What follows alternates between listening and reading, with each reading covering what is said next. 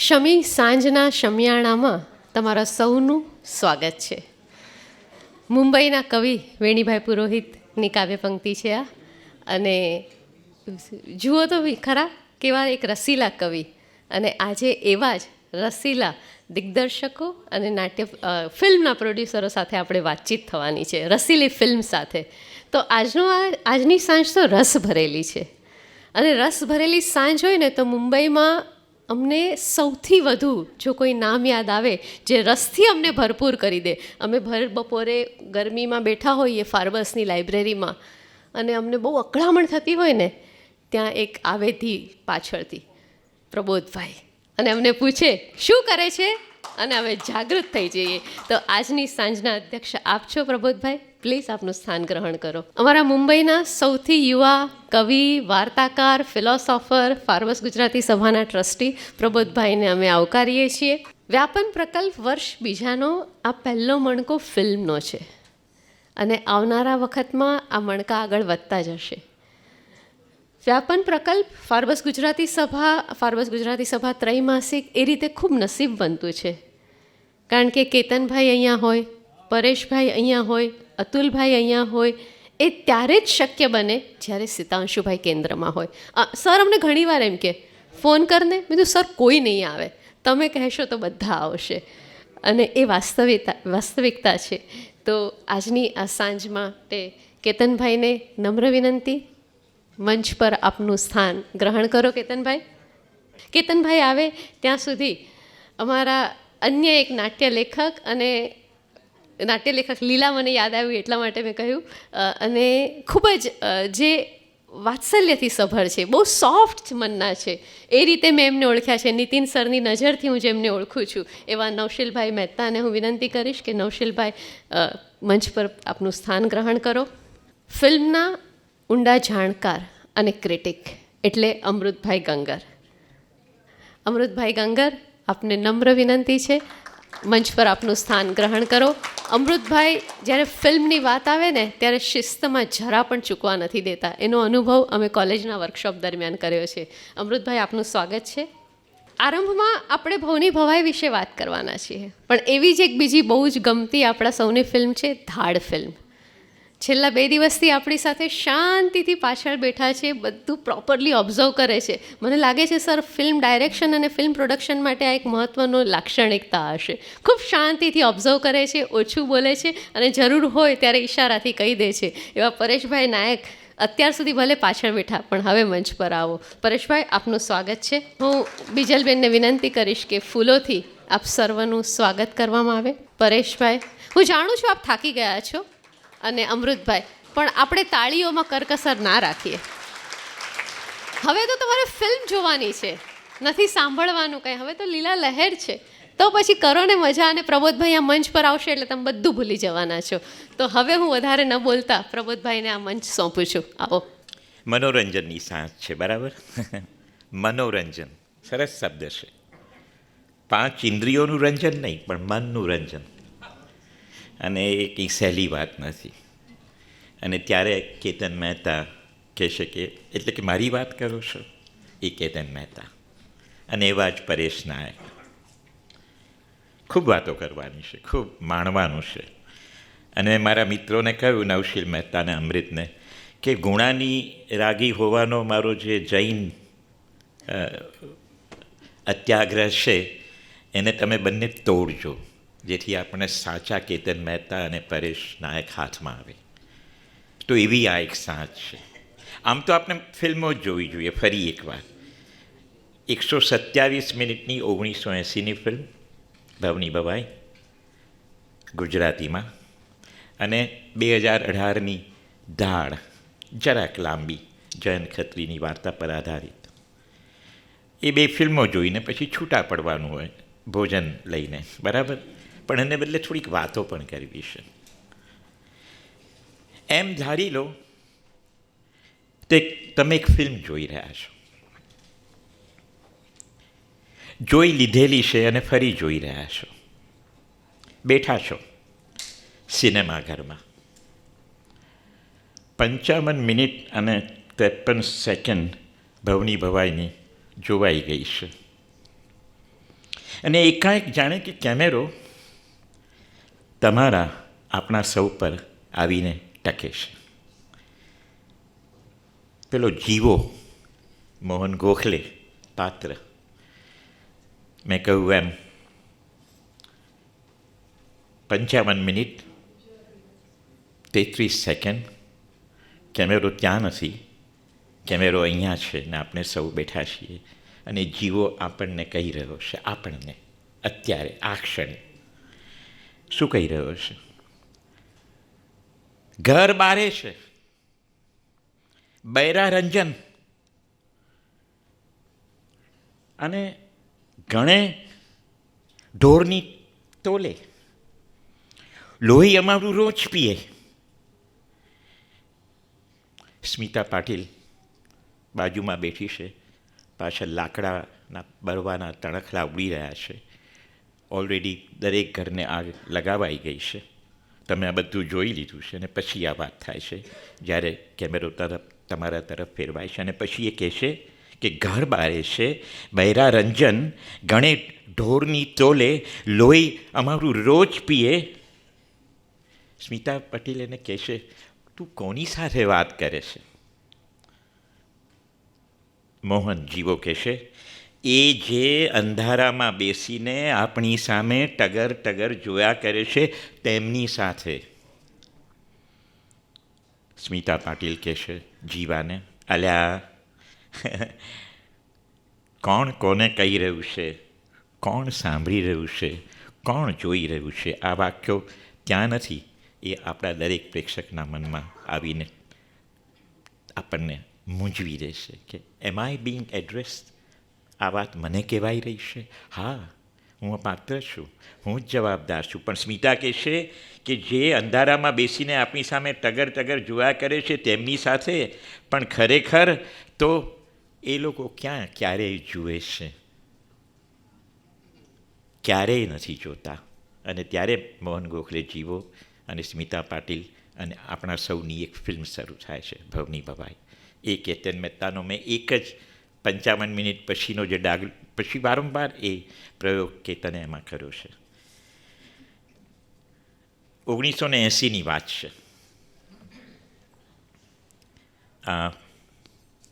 મંદિરમાં છીએ અમે. ક્યાં મંદિરમાં? હરે કૃષ્ણ મંદિર જૂમાં. 1980. આપણે નાના, કેતન બહુ જ નાનો. ભવની ભવાઈનું ફિલ્મ સ્ક્રીનિંગ ને પ્રીમિયર શો અમે કર્યો હતો મીઠીબાઈ કોલેજ ફિલ્મ સોસાયટી. અને મંચ પર ઉત્તમ ફિલ્મ સર્જકો બેઠા હતા. એમાં એક હતા સૈયદ મિર્ઝા. કેતન હતો. ફિલ્મનું સ્ક્રીનિંગ પ્રીમિયર શો થવાનો હતો ગુજરાતી ફિલ્મનો. વાતમાંથી વાત નીકળી, ઘણા કહી ગયા જાત જાતનું. કેતન એટલો બધો શરમાળ નહોતો જે આજે છે થોડો. એને બહુ ગમી રહ્યું હતું કે ભવની ભવાઈની વાત નીકળી છે. અને સૈયદ મિર્ઝાએ કહ્યું કે this film is a paradigm shift in the way Indian films are made in the history of Indian cinema. Now that is something. આ 1980ની વાત 2025માં કરવા સીતાંશુનો સાહસ જ આપણને ભેગા કરી શકે. અને તમે બધા હજુ આટલા રસપૂર્વક સાંભળી રહ્યા છો સવારે. હું તો 3-4 વાર ઘરે જઈને પાછો આવ્યો. ભવની ભવાઈ 2 વાર જોઈને યુટ્યુબ પર હોવાને કારણે થોડી દોડાવી પણ દીધી. પણ સૈયદ મિર્ઝા હજુ છે અને મને ખાતરી છે કે જેમ પથેર પાંચાલી જોઈને આખું જગત ચોંકી ઉઠ્યું હતું અને કહ્યું હતું કે this is a paradigm shift. Bhavni Bhavai has the same seminal moment in the cinema we experience. So, welcome Ketan Mehta. This is my introduction to him. એક બીજી નાની વાત. અમે જે મકાનમાં રહેતા હતા, જ્યુપિટર ઘર, અને 12મે મારે કેતન મહેતાની બહેનપણીને એના બા બાપુજીનું ઘર, અને કેતને ત્યાં ફિલ્મ ઇન્સ્ટિટ્યૂટમાં ભણેલો, પણ કંઈક ક્યાંક ચા પીવાને બટાટાવાળા ખાવાનું ઘર તો જોઈએ ને. ભલે ચંદ્રકાંત મહેતાનો દીકરો ને ઉષાબેનનો ભત્રીજો, પણ રખડેલ વાત બહાર ન જાય. અને ચરસી એટલે એ ત્યાં બેઠો, અમે ઘરમાં બેઠા હતા અને મેં તો એને કહ્યું કે આપણે જરા એને ખુશ કરી દઈએ, આવું સરસ. મેં કહ્યું કે ફેલીની ને એન્ટોનિયોની ને ગોડાર્ડ ને, મને કે પ્રબોધભાઈ એ બધું ગયું, હવે Ketan Mehta. That's the story.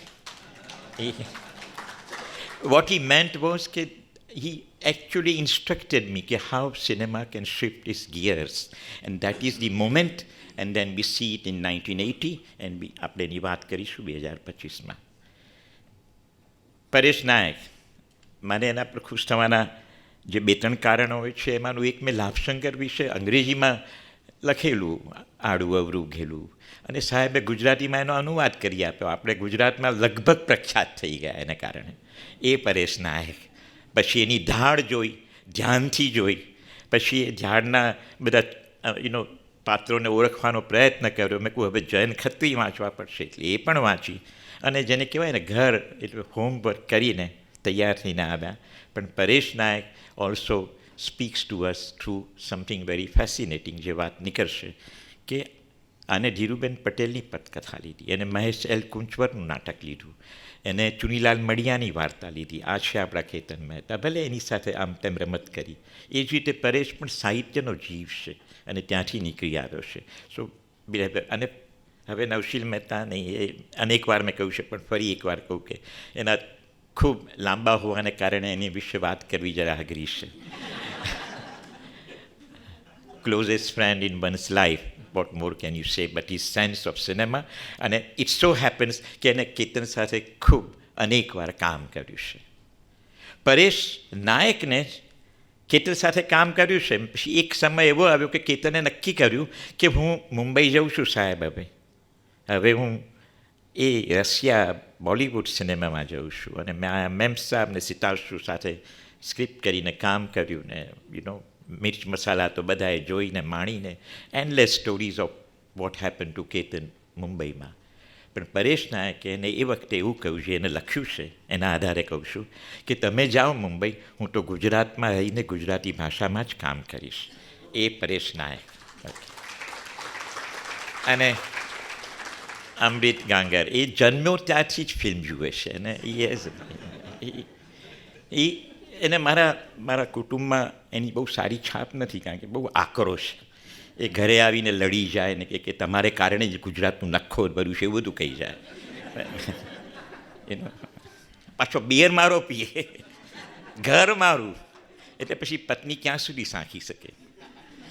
તો પણ દીકરી કે જાણે છે કે જે ફિલ્મી અભ્યાસુ છે, એ કહેશે કે Amrit Gangar anything he writes on cinema ગુજરાતીમાં લખે છે, અને એવા ચિત્ર વિચિત્ર ફિલ્મ સર્જકો વિશે લખે છે જેને આજે પણ 9 કલાકની ફિલ્મ બનાવી હોય. આ 9 એવર ફિલ્મ, અમારો મનગમતો ડિરેક્ટર બેલાટાર, એના પર તમારે જાણવું હોય 1.5 પાનામાં 4 પાનામાં, તો અમૃત ગાંગર બારીઓ ને દરવાજા ખોલી આપે.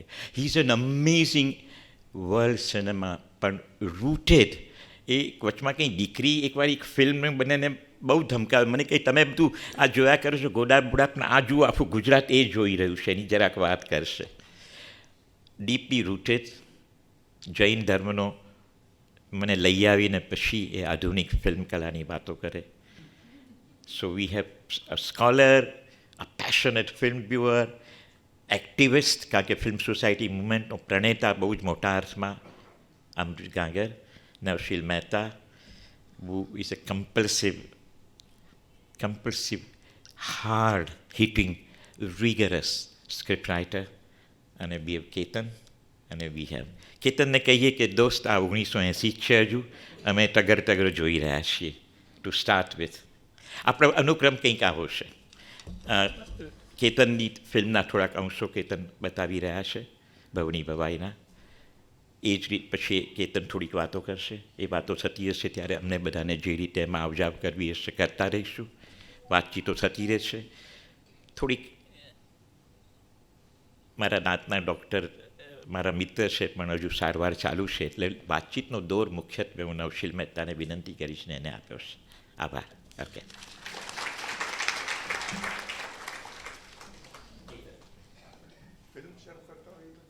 ગુજરાતી સાહિત્યના સાહિત્યકારો અને સાહિત્ય રસિકો, સૌથી પહેલાં ક્ષમા યાચના. છેલ્લા 40 વર્ષથી હું મુંબઈમાં રહું છું અને ગુજરાતી ભાષા સાથેનો સંબંધ થોડો ખેરવાઈ ગયો છે. એટલે એનો ઉપયોગ, એનો અભ્યાસ બંને જરા અટવાઈ ગયા છે. એટલે વચ્ચે વચ્ચે જ્યારે વાતચીત થાય અને ભાષામાં હું સરકી પડું અહીંયા અંગ્રેજીમાં કે હિન્દીમાં, તો જરા માફી માંગી લઉં છું પહેલેથી જ. મારા પિતાશ્રી ગુજરાતી સાહિત્યના પ્રાધ્યાપક હતા, એટલે એમને પણ શરમ આવશે, પણ એમની તરફથી પણ માફી માંગી લઉં છું. એટલે સોરી. થોડી ક્લિપ્સ, કારણ કે 45 વર્ષ થઈ ગયા આ ફિલ્મને. મને હમણાં જ કોઈએ કાઉન્ટ કરીને બતાવ્યું, 45 યર્સ. હા, એટલે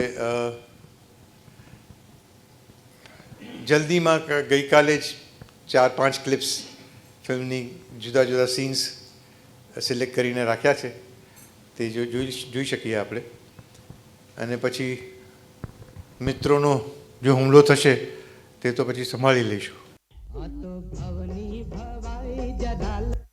जो नवाई तोए जोता जाजो भाई एक हाथ राजा पप्पे एनी रानी दिकरा बिना तोए नी आंखे आवे पानी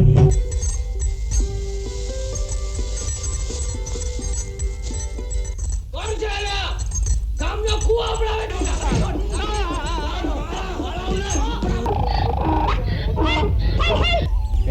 અરે સાથે પૂછડી આલો જોઈતું હોત તો આજ શું ખોટો હતો?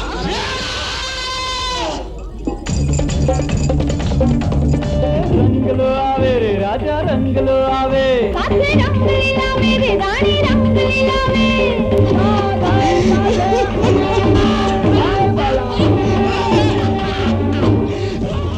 નાલાનો દીકરો જીવો જીવો હવે તારા ગામનો દીવો.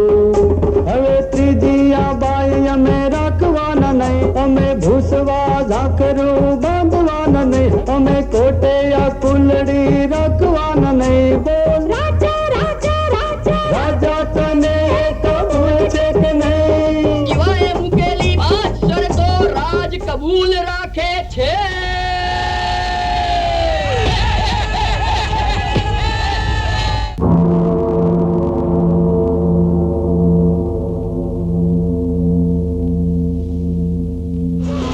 भक्ति लखना नागो बूंदे जी झीने हर खानी धरती ने हइये थी जागी खीड़ी आ करवानी सूरज जो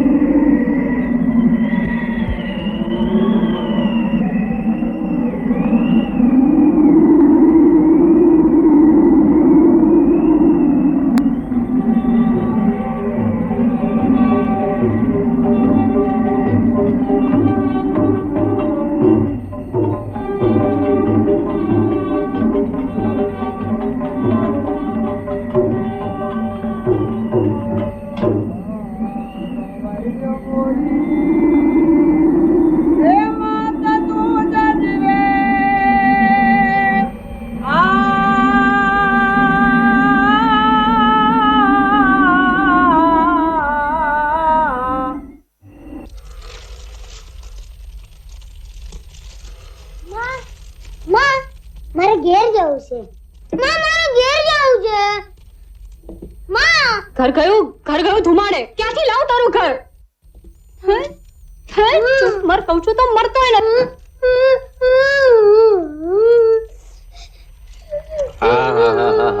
શું થયું? મારે મને માર્યું. ભૂલી જવાનું.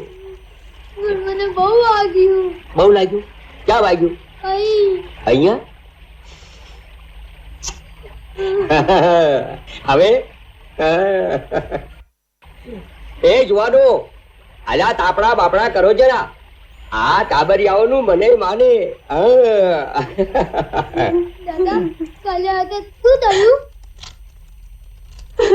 આપણા ઘર કોને મારી નાખ્યા? કઈ નહીં, એ મોટા લોકોના ખેલ ચાલ્યા કરે.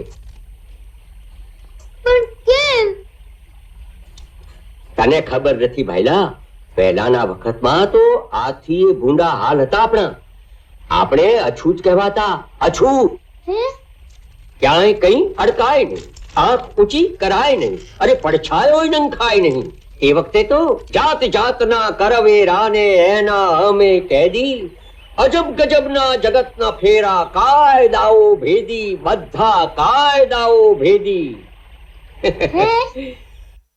રહેવાનું ગામ પાર, પાદરની પેલે પાર, અને પહેરવાનું કહું વેશરે જુઓ કેવો કાઢ્યો અછૂતનો, સૌથી જુદા એને પાડવાને. ઝાંખરું રે બાંધતા પૂંછડીની પેઠે, પોતાના પગલાને પૂછવાને. એ તો કોટે લાબડતી કુલડી રે બાંધતા, અભડાતું થૂંક એનું થૂંકવાને. બાએ એક ત્રીજી ને માથા પર ફાળકો, આઘેથી ઓળખાઈ આવવાને. પણ કેમ? પૂછે તેનું ઘર વસે, પૂછે બધે જવાય, સવાલ સાચું જે પૂછે તેને સગળું તરત કળાય.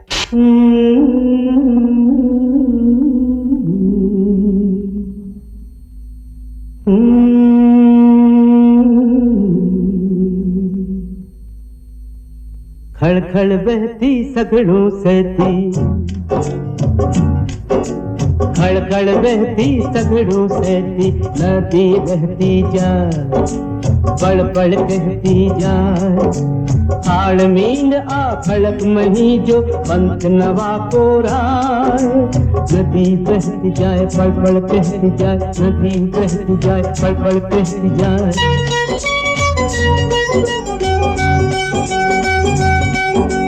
बात कहूँ छू बरसोनी, वतनी भूख न तरसोनी, बूढ़ा हाल हवाल हता, मानस चितरे हाल हता. भूखे जानोता करता करता जेते नक्की मरता. बात विते ना बरसोनी, विसराए ना बरसोनी, बात विते ना बरसोनी, विसराए ना बरसोनी. एक હતો રાજા, બબ્બે એની રાણી, દીકરા વિના તો એની આંખે આવે પાણી. અંધાતાને કહું છું કે આ ગામના જવાનિયા બધા લડવા ગયા છે, તો ગામમાં હાવ હોપો પડી ગયો છે. હો, આ જ્યાં જોઈ ત્યાં બુઢિયા બૈરા ને બચ્ચા. અરે રે, ગામ હાવ હુનું હુનું લાગે છે. હો હજુર એક વાત કરું, આ ટભાગો નો નાન્યો છે ને, ઈ નતુગાચી ની વચલી છોડીને ભગાડી ગયો. શો કળજગ આવ્યો છે. રામ રામ રામ રામ રામ. પણ હજુર છોડી ભારે રૂપાળી. હો હા, નગર શેઠ નો ભત્રીજો ઈ એની વાહે આટા ફેરા દેતો તો. મહારાજાને ઘણી ખમ્મા. કોણ છે? હું આપનો ખાસ જાસૂસ મહારાજ. યુદ્ધમાં આપનો વિજય થયો છે મહારાજ. તો હું જાતે જઈશ અને મારા બહાદુર સૈનિકોને બિરદાવીશ.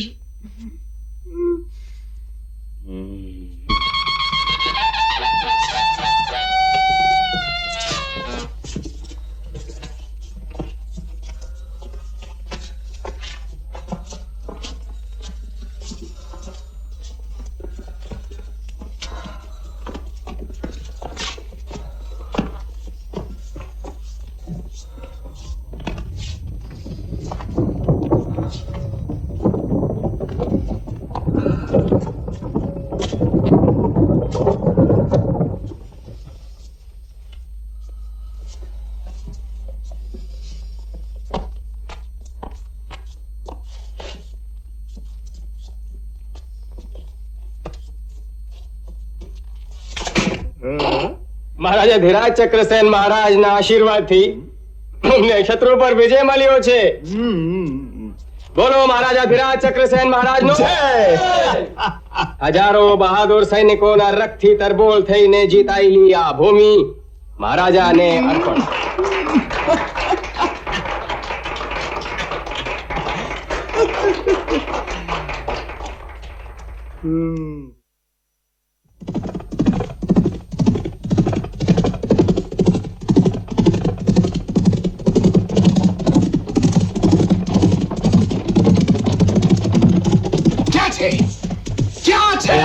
નફટ જીવો એને હમણાં હાજર નારે રંજાડો રાજા રાંકને, મજૂરો બેચારા મજૂરી કરે, એમાં એમનો કયો વાંક રે?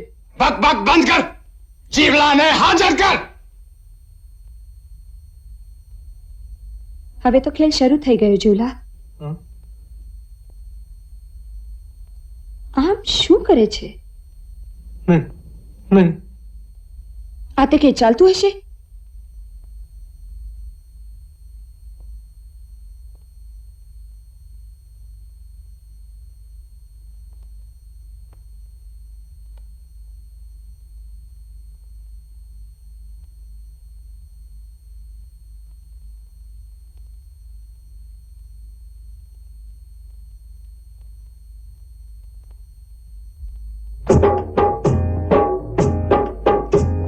માલાનો દીકરો જીવો, હવે તારા આગામનો જીવો.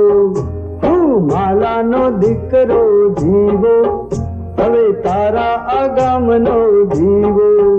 હે જોઈએ જો રાજત ને પાણી, તો સરખી સાંભળ મારી વાણી. હું માલાનો દીકરો જીવો જીવો, હવે તારા આગામનો જીવો. જેવા તારા બે હાથ એવા મારા બે હાથ, જેવા તારા બે હાથ એવા મારા બે હાથ. હવે ત્રીજી આ બાઈ અમે રાખવાના નહીં બોલ. ફિલ્મનો રૂપરંગ તો આપને સમજમાં આવી જ ગયો હશે, એટલે આપણે આગળ વધી શકીએ એમ છે. 1975માં હું ફિલ્મ ઇન્સ્ટિટ્યૂટ પૂનાથી ગ્રેજ્યુએટ થઈને બહાર નીકળ્યો અને પછી ઇન્ડિયન સ્પેસ રિસર્ચ ઓર્ગેનાઇઝેશનમાં ટેલિવિઝન પ્રોડ્યુસર તરીકે અમદાવાદમાં કામ કરતો હતો. તે દરમિયાન આખા ગુજરાતમાં ટ્રાવેલ કરવાની વ્યવસ્થા થઈ અને ઘણું ફર્યો, રખડ્યો. કેમેરાની સાથે લોકોને ઇન્ટરવ્યૂઝ કરતા, લોકોની સાથે ત્યાંના ગામના લોકોની સાથે મળીને એમની સાથે પ્રોગ્રામ્સ કરતા. અને તે જ દરમિયાન ગુજરાતમાં અમાનુષી અત્યાચારો થયા હતા કાસ્ટ રાયટ્સમાં. અને ત્યાં ગામમાં જઈને થોડા લોકોની સાથે ઇન્ટરવ્યૂ કરવાનો લાભો મળ્યો હતો.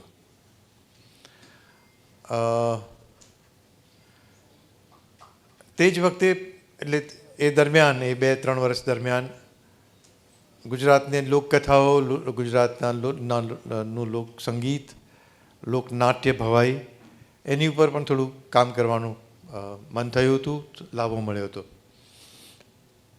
અને તે દરમિયાન મને એક 4 પાનાની ભવાઈની વાર્તા હાથમાં આવી હતી. એનું નામ હતું અછૂતનો વેશ. અસાહિત ઠાકોર 401 વર્ષ પહેલાં લખેલી વાર્તા. અને એ વાર્તામાં અછૂતનો જે વેશ જે ડિસ્ક્રાઇબ કર્યો છે તેની વાત હતી. અને કઈ રીતે એ વેશ કેન્સલ કરવામાં આવ્યો તેની આખી વાત હતી. એ વખતના મનોભાવ અને આ વાર્તાનું હાથમાં આવવું એ એવો એક યોગાનુયોગ હતો કે એમાંથી કંઈક ઉદ્ભવ થાય એવું લાગ્યું અને ભવની ભવાઈની સ્ક્રિપ્ટ લખવાનું શરૂ કર્યું. સ્ક્રિપ્ટમાં જો ટાઇટલ્સ એટલા માટે જ આપ્યા હતા કે એની અંદર શરૂઆતમાં 2 લોકોનું એકનોલેજમેન્ટ કર્યું છે. એક હતા અસાહિત ઠાકોર, જેમણે જે ભવાઈના આપણા ઓરિજિનેટર કહેવાય છે. અને બીજા હતા બર્ટોલ્ડ બ્રેક્ટ, એક જર્મન પ્લેરાઇટ, બહુ જ મહત્ત્વપૂર્ણ પ્લેરાઇટ બર્ટોલ્ડ બ્રેક્ટ, અને એમનું એપિક થિયેટર. અને એપિક થિયેટરનો જે મેઇન મુદ્દો હતો તે એ હતો કે આપણે કલાકારો એટલે એક્ટર્સ અને ઓડિયન્સ એની વચ્ચેની જે દીવાર છે તે તોડી નાખવી જોઈએ, જેથી કે એક્ટર્સ સીધા વાત કરી શકે ઓડિયન્સની સાથે, એમની સાથે ઇન્ટરેક્ટ કરી શકે. અને એ પણ એક એવી અદ્ભુત ક્ષણ હતી કે સડનલી ખ્યાલ આવ્યો કે એને લીધે જ એક ક્વેશ્ચનિંગ માઇન્ડ આપણે ઓડિયન્સના મગજમાં ઊભું કરી શકીએ. એટલા માટે આ બંને મહાન લેખકોનો આભાર શરૂઆતમાં માંગી લીધો. અને એક ત્રીજું જે એલિમેન્ટ હતું તે હતું કોમિક બુક્સ. ઉદેર્ઝો અને ગોસ્કિનીનું એક એસ્ટરિક્સ કરીને કોમિક્સ આવતા હતા તે વખતે, અને બહુ જ પોપ્યુલર કોમિક્સ હતા. અને વિચિત્રતાનો ઉત્સવ હતો. એ જાતનું હાસ્ય, એ જાતનો કટાક્ષ, એ જાતનું તીક્ષ્ણ સોશિયલ એનાલિસિસ મેં બીજે ક્યાંય જોયું નહોતું. અને એટલા માટે એ ત્યાંથી આખી ફોર્મ પણ ઉપાડી હતી. એટલે એક તરફ ભવાઈ, બીજી તરફ એપિક થિયેટર, ત્રીજી તરફ એસ્ટરિક્સ કોમિક્સ, એ ત્રણ એલિમેન્ટ્સને મિક્સ કરીને એક આખું ફોર્મ જે ઊભું થયું તે ભવની ભવાઈ.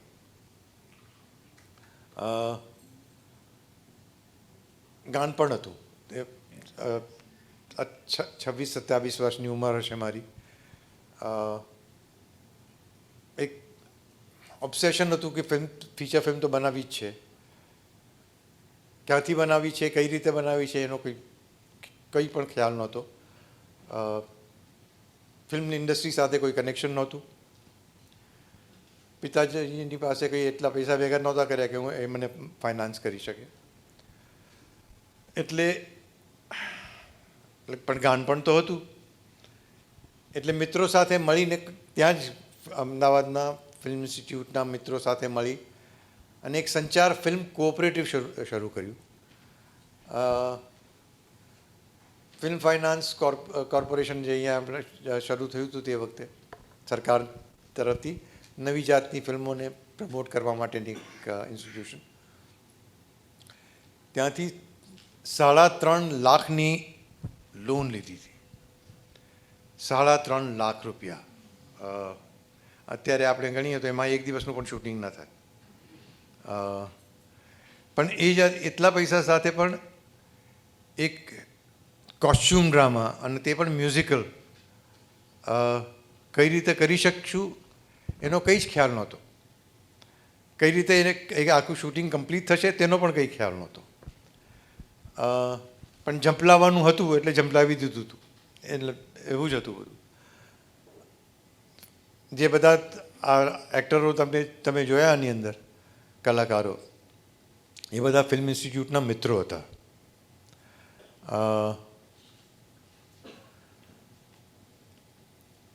મફતમાં એ લોકોએ કામ કર્યું હતું બધાએ. એટલે કેટલા 3,000 રૂપિયા આપવાની વાત હતી તે પણ નહોતા આપ્યા એમને. અને નસીરને, ઓમ ને સ્મિતાને એ લોકોએ ત્યાં સુધીમાં ફિલ્મોમાં કામ કરવાનું શરૂ કરી દીધું હતું. એટલે ખાલી દોસ્તી નિભાવવા માટે એ લોકોએ આ ફિલ્મ કરતા હતા. અને એક બિલીફ, એક ભાવના હતી કે સિનેમા એક દુનિયાનું સૌથી શક્તિશાળી માધ્યમ છે, અને સિનેમાની પાસે એટલી શક્તિ છે કે એ સમાજને બદલી શકે. આ બે બિલીફ અમારા બધા, એટલે that was a common belief that cinema ફક્ત મનોરંજનનું સાધન નથી, એક સમાજને બદલવાનું સાધન પણ છે અને સૌથી શક્તિશાળી માધ્યમ છે. અને એ ભાવના સાથે, એ બિલીફ સાથે અમે લોકોએ ઝંપલાવ્યું હતું બધાએ.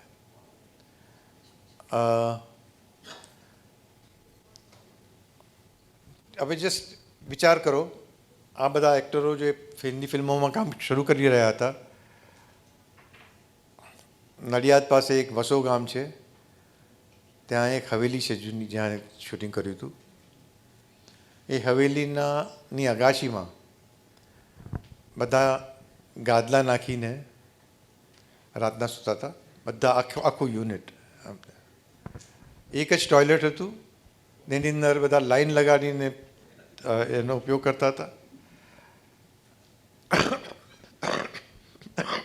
અને તો પણ હસીને આનંદથી બધાએ આ ફિલ્મ પૂરી કરી. એ જ એક સૌથી આશ્ચર્યકારક વાત છે કે આ ફિલ્મ બની, એ જ એક સૌથી આશ્ચર્યની વાત છે. અડધે રસ્તે જ પૈસા તો બધા ખતમ થઈ ગયા હતા, એટલે મિત્રોને, સગા સંબંધીઓને, જેટલા લોકોને લૂંટી શકાય એ લોકોને લૂંટી લીધા. જ્યાં આગળ હાથ જોડીને ભીખ માંગી શકાય તે લોકોની પાસે ભીખ માંગી લીધી. જ્યાંથી ઉધાર લઈ શકીએ ત્યાંથી ઉધાર લઈ લીધા. એમ કરીને એક આ ફિલ્મ પૂરી થઈ. એટલે I still can't believe it that this happened.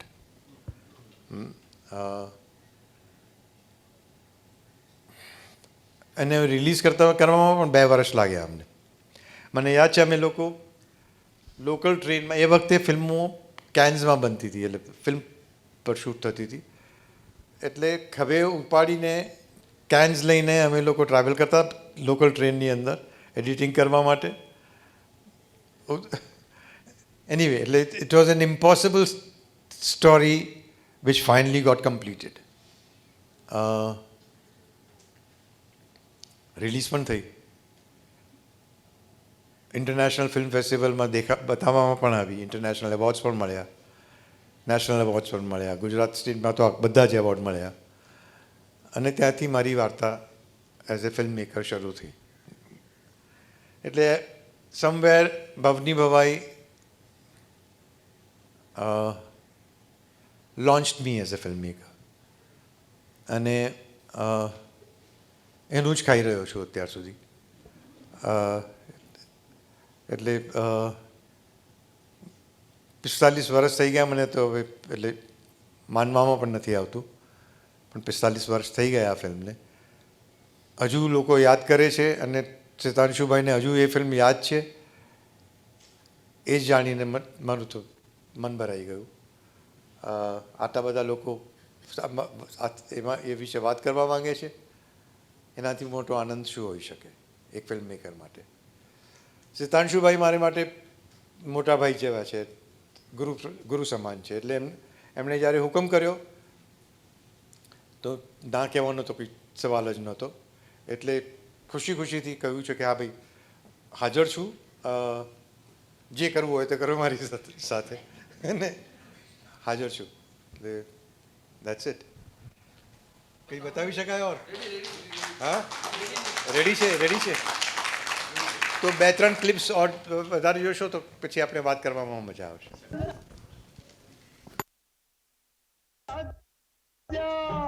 બોલ રાજા, તને એક ભૂલ છે કે નહીં? જેવું તારું છે સુખ એવું મારું છે દુઃખ, જેવું તારું છે સુખ એવું મારું છે દુઃખ. અમે કોટે યા કુલડી રાખવાના નહીં. બોલ રાજા, તને એક ભૂલ છે કે નહીં? જેવું તારું માથું એવું મારું માથું, જે તારું માથું એવું આનું માથું.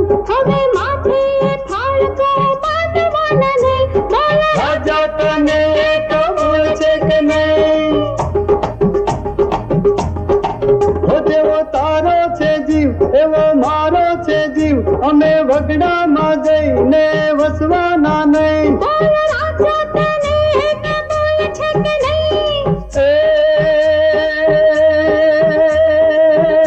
માણસની જે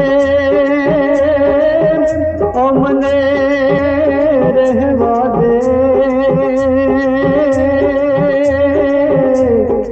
અરે રે અને નિર્મળની ભલે વહેવા દે. હે બોલ રાજા તને એક ભૂલ છે કે નહીં? બોલ રાજા તને એક ભૂલ છે કે નહીં? ભૂલ છે કે નહીં? ભૂલ છે કે નહીં?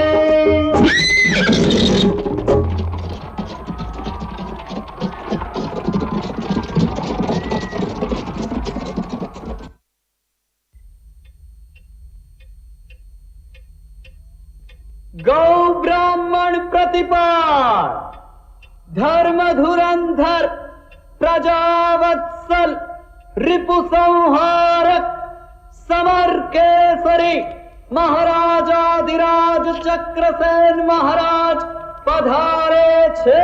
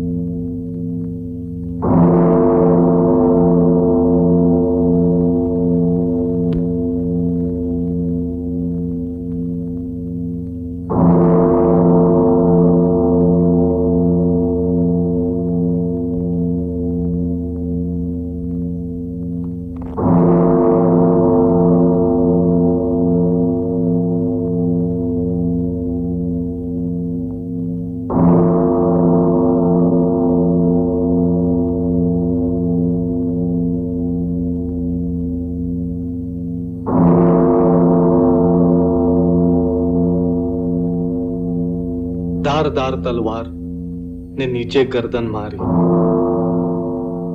घड़ी पछ पड़ी.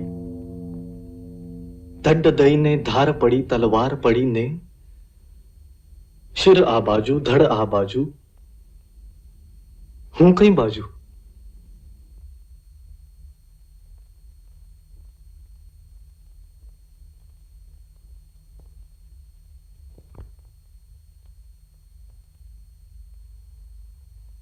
सबूर सबूर सबूर सबूर महाराज सबूर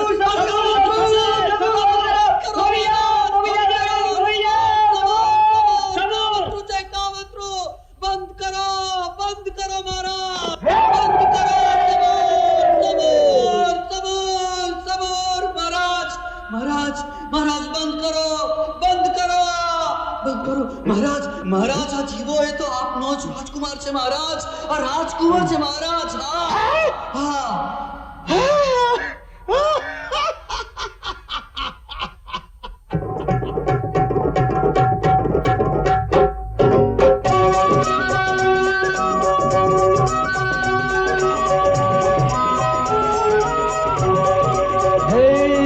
सोना नो उग्यो रे सूरज उग्यो रे. सूरज सुखनो रे उग्यो. सोना नो उग्यो रे सूरज उग्यो रे. सूरज सुखनो रे उग्यो. भक्ति लखना नावे बूंदे दीधी ने हर खानी. धरती ने हइये थी जागी छीड़ी आकरवानी. सूरज उग्यो रे सूरज सुखनो रे उग्यो.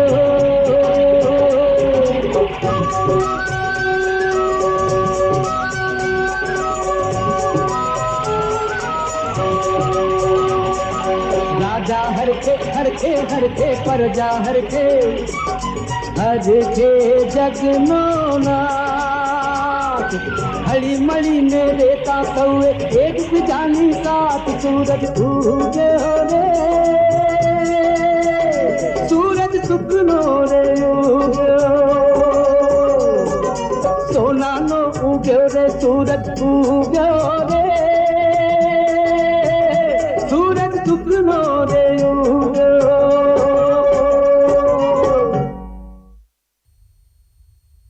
વાહ વાહ તમારો સુખનો સૂરજ વાહ રે વાહ વાહ રે વાહ વાહ તમારો સુખનો સૂરજ વાહ વાહ ગાણું વાતોની તાતોથી ગૂંથ્યું કરોળિયાનું જાળું વહે ધીરું કહે મીઠું ખપે ને નદી વહે ધીરું કહે મીઠું ખપે ને નદી 1000 વર્ષ જીવવાના ના અમે કદી કોણ મૂલવે કરમ અમારા કોણે દીઠી કાલ વાતોમાં વહેમો ઘોળીને શાને બાંધો પાળ અફીણની બાળા ગોળીએ બહુ સુવડાવ્યા બાળ હવે માંગીએ મોજ પ્રલયની લાલ ઝાડ વિકરાળ દંત કથાના વ્યસન વિના જો પડે ને તમને ચેન સુખી અંત ભૂલી ઘડી બર ઓસરવા દો ખેણ અંત કહું મારા મનનો અંત કહું મારા મનનો સાર અમારા જીવનનો અંત જુઓ ને ચેન ખુઓ લો અંત જુઓ અંત જુઓ અંત જુઓ તે આ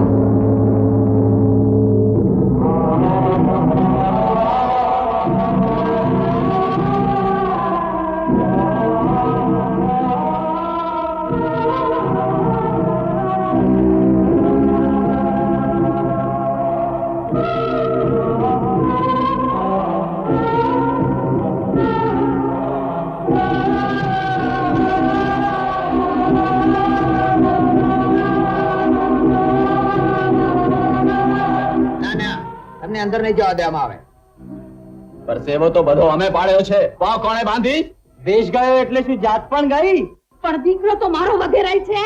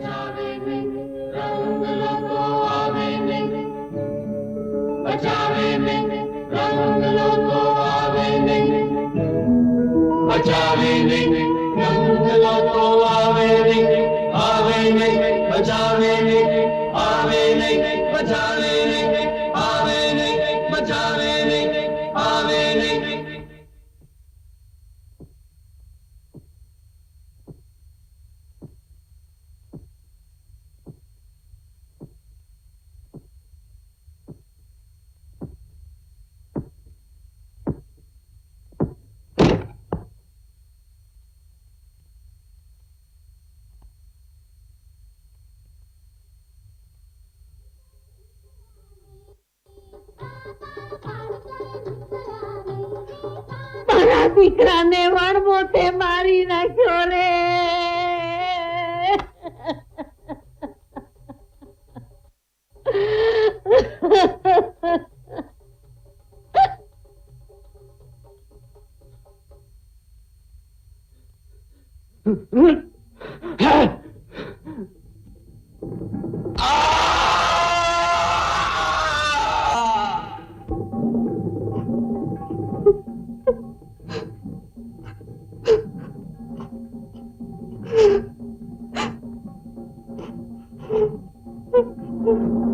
આજે પ્રલય રચાશે રાજા પરસેવો ભરાશે તારી સાથે પેઢી જાશે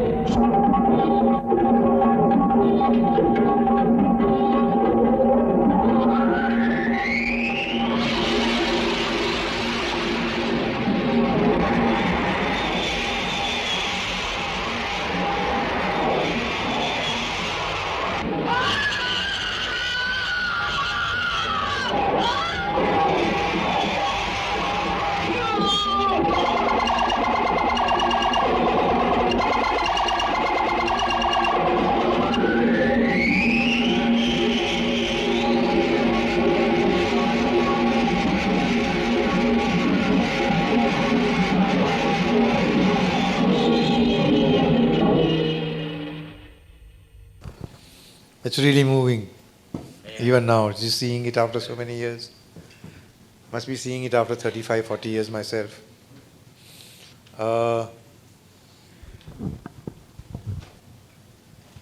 ભવાઈનો વેશ અને એટલે આજે એનું રેઝોનન્સ થાય એ આખો પ્રયત્ન હતો તે વખતે.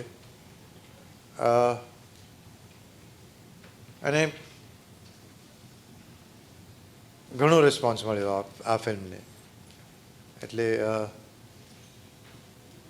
I'm happy about it. Thank you.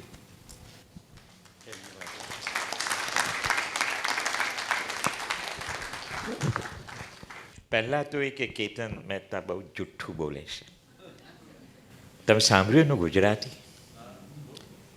તમે જ્યારે ફિલ્મ જોશો ત્યારે ખ્યાલ આવશે કે જેને વાત વાતમાં આપણે જોડકણા કહીએ એ ખરેખર ગુજરાતી ભાષાની શ્રેષ્ઠ કવિતાઓમાંની એક છે. મને યાદ છે કે હું અને મિત્ર એની સાથે બેઠા હતા આનો અનુવાદ સબટાઇટલ્સ કરવા 1980માં. We couldn't do it. એને પોતે જ કરી શકીએ. એટલે તમે વારંવાર જોશો કે એના સંવાદો, એના જોડકણા, એના ગીત સંગીતની રચના, એ દરેકમાં એટલું બધું ગુજરાતી ભાષાનું કવચ છે કે, અને એ કવચને કારણે સર્જાયેલો લય છે, એ લય આ સિવાય ક્યાંય ન મળે. સો ગુજરાતી નથી હવે મહાવરો રહ્યો એનું કહેવાનો ભાવાર્થ હતો કે હજુ એટલું જ સારું ગુજરાતી બોલે છે. એક વાત. બીજી વાત જે અગત્યની છે, જરા સહેલાઈથી પકડી શકાય એવી વાત છે, પછી હું દોર આ લોકોને સોંપું છું. સવારે અશોકભાઈએ હસ્તક્ષેપની વાત કરી, ઇન્ટરવેન્શન્સ. The whole film is an intervention of the post-independence psyche. And it can't be more hard-hitting than this. That's number one. And number two, બીજી વાત. અને એ કહેશે એમ કે you know, very sentimental I get, because he's very right. It's very moving. It breaks your heart.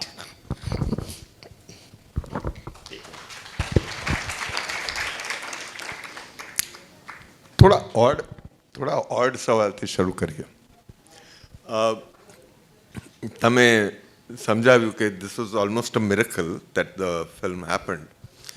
But if you had proper resources today, and if you were to make this as your first film, are there things that you would do different?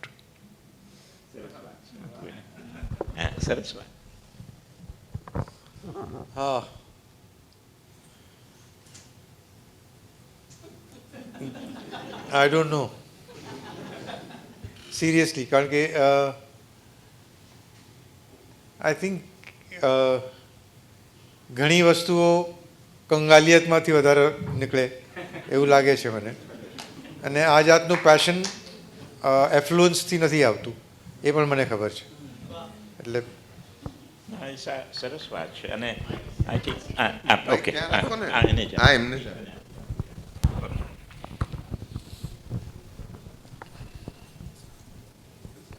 Hello.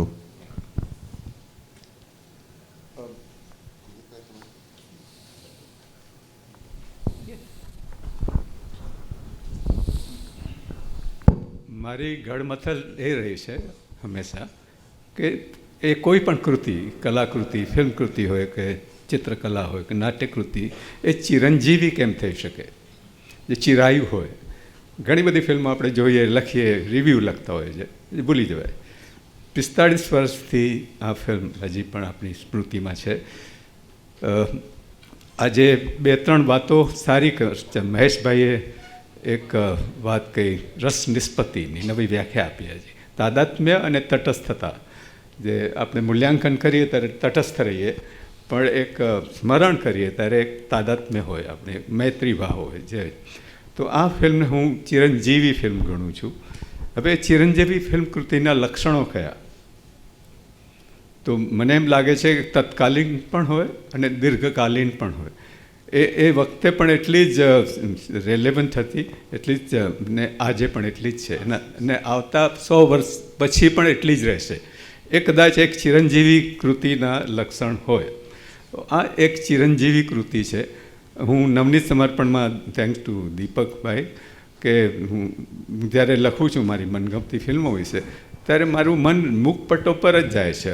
અત્યાર સુધી 100 વર્ષ પહેલાંની કૃતિઓ, એ 100 વર્ષ પહેલાંની ઝ્વેની ગોરા, જે નામ પણ નહીં સાંભળ્યું, પણ એ ડોઝેન્કોની ફિલ્મ, જે કવિતા કહું છું એને, એ કેમ મારા મનમાં આવે છે.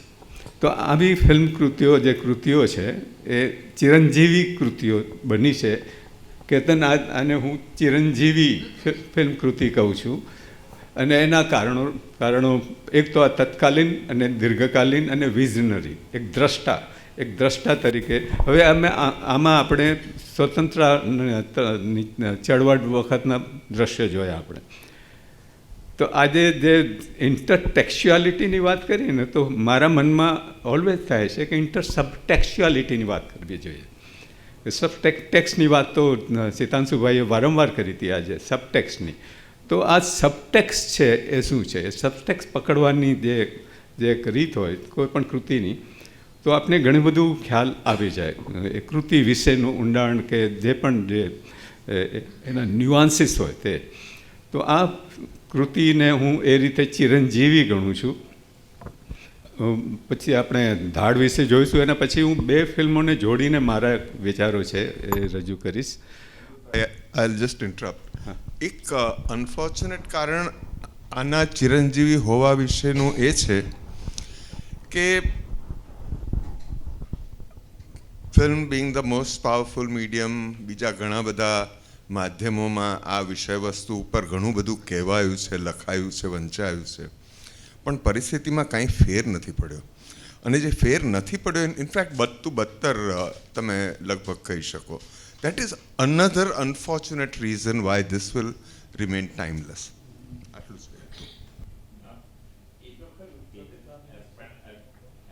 કહેવાનું પણ મન થાય છે, અને સકારણ કે એ માનો કે 2025 છે અને શક્ય છે કે 2098માં કે 3005માં આ જે અસહ્ય એવી જીવન અને સમાજ વ્યવસ્થાની વચ્ચે આપણો ઉછેર થયો છે અને આપણે પરંપરામાં એનો વારસો મેળવ્યો છે, અને સહજપણે પણ એના લક્ષણો આપણા જીવનના વર્તનમાં પણ પ્રગટ થતા રહેશે. If we are thoroughly, ruthlessly examine the way we look at the world, we are somewhat conditioned by what we have inherited આપણે જેવા. પણ માનો કે 3005માં આમાંથી આપણે મુક્ત થઈએ, સૌ કોઈ, સમાજ, વર્ગો, અહીંયા ત્યાં બધે જ, છતાં પણ આ ફિલ્મ શક્ય છે, અને એના મેં કોઈ કારણો છે, stands as an experience which is independent, or એનાથી સ્વતંત્ર રીતે પણ એ માણી શકાય. એ કૃતિ એના સાચા અર્થમાં ચિરંજીવ છે. એ દીર્ઘકાલીન, there is something which is thoroughly delightful. એ નવે નવ રસ આમ તેમ અવજાવ કરે છે, ભાષા કાને પડે છે, એનો રણકો થાય છે, અને ધીમે ધીમે એ લયનો અનુભવ થાય છે. દેટ લય is the heart of this, એટલે વન ઓફ ધી મેની, અનેક. મેં કહ્યું કે it's a very political film, no doubt about it. મેં કહ્યું કે એ જો અદ્રશ્ય થઈ જાય આપણા જીવનમાંથી ભવિષ્યના, તો પણ એ રસ નિષ્પત્તિ બહુ ભારેખમ શબ્દ છે, પણ can we sit there and cherish it for the joy it gives you, આનંદ it gives you? Yes, I think so. Everything. એટલે મને this is a complimentary point, but I hope it પરેશને કહીએ, હું એક વાત કરી લઉં. હા, હું એક કહેવા તો this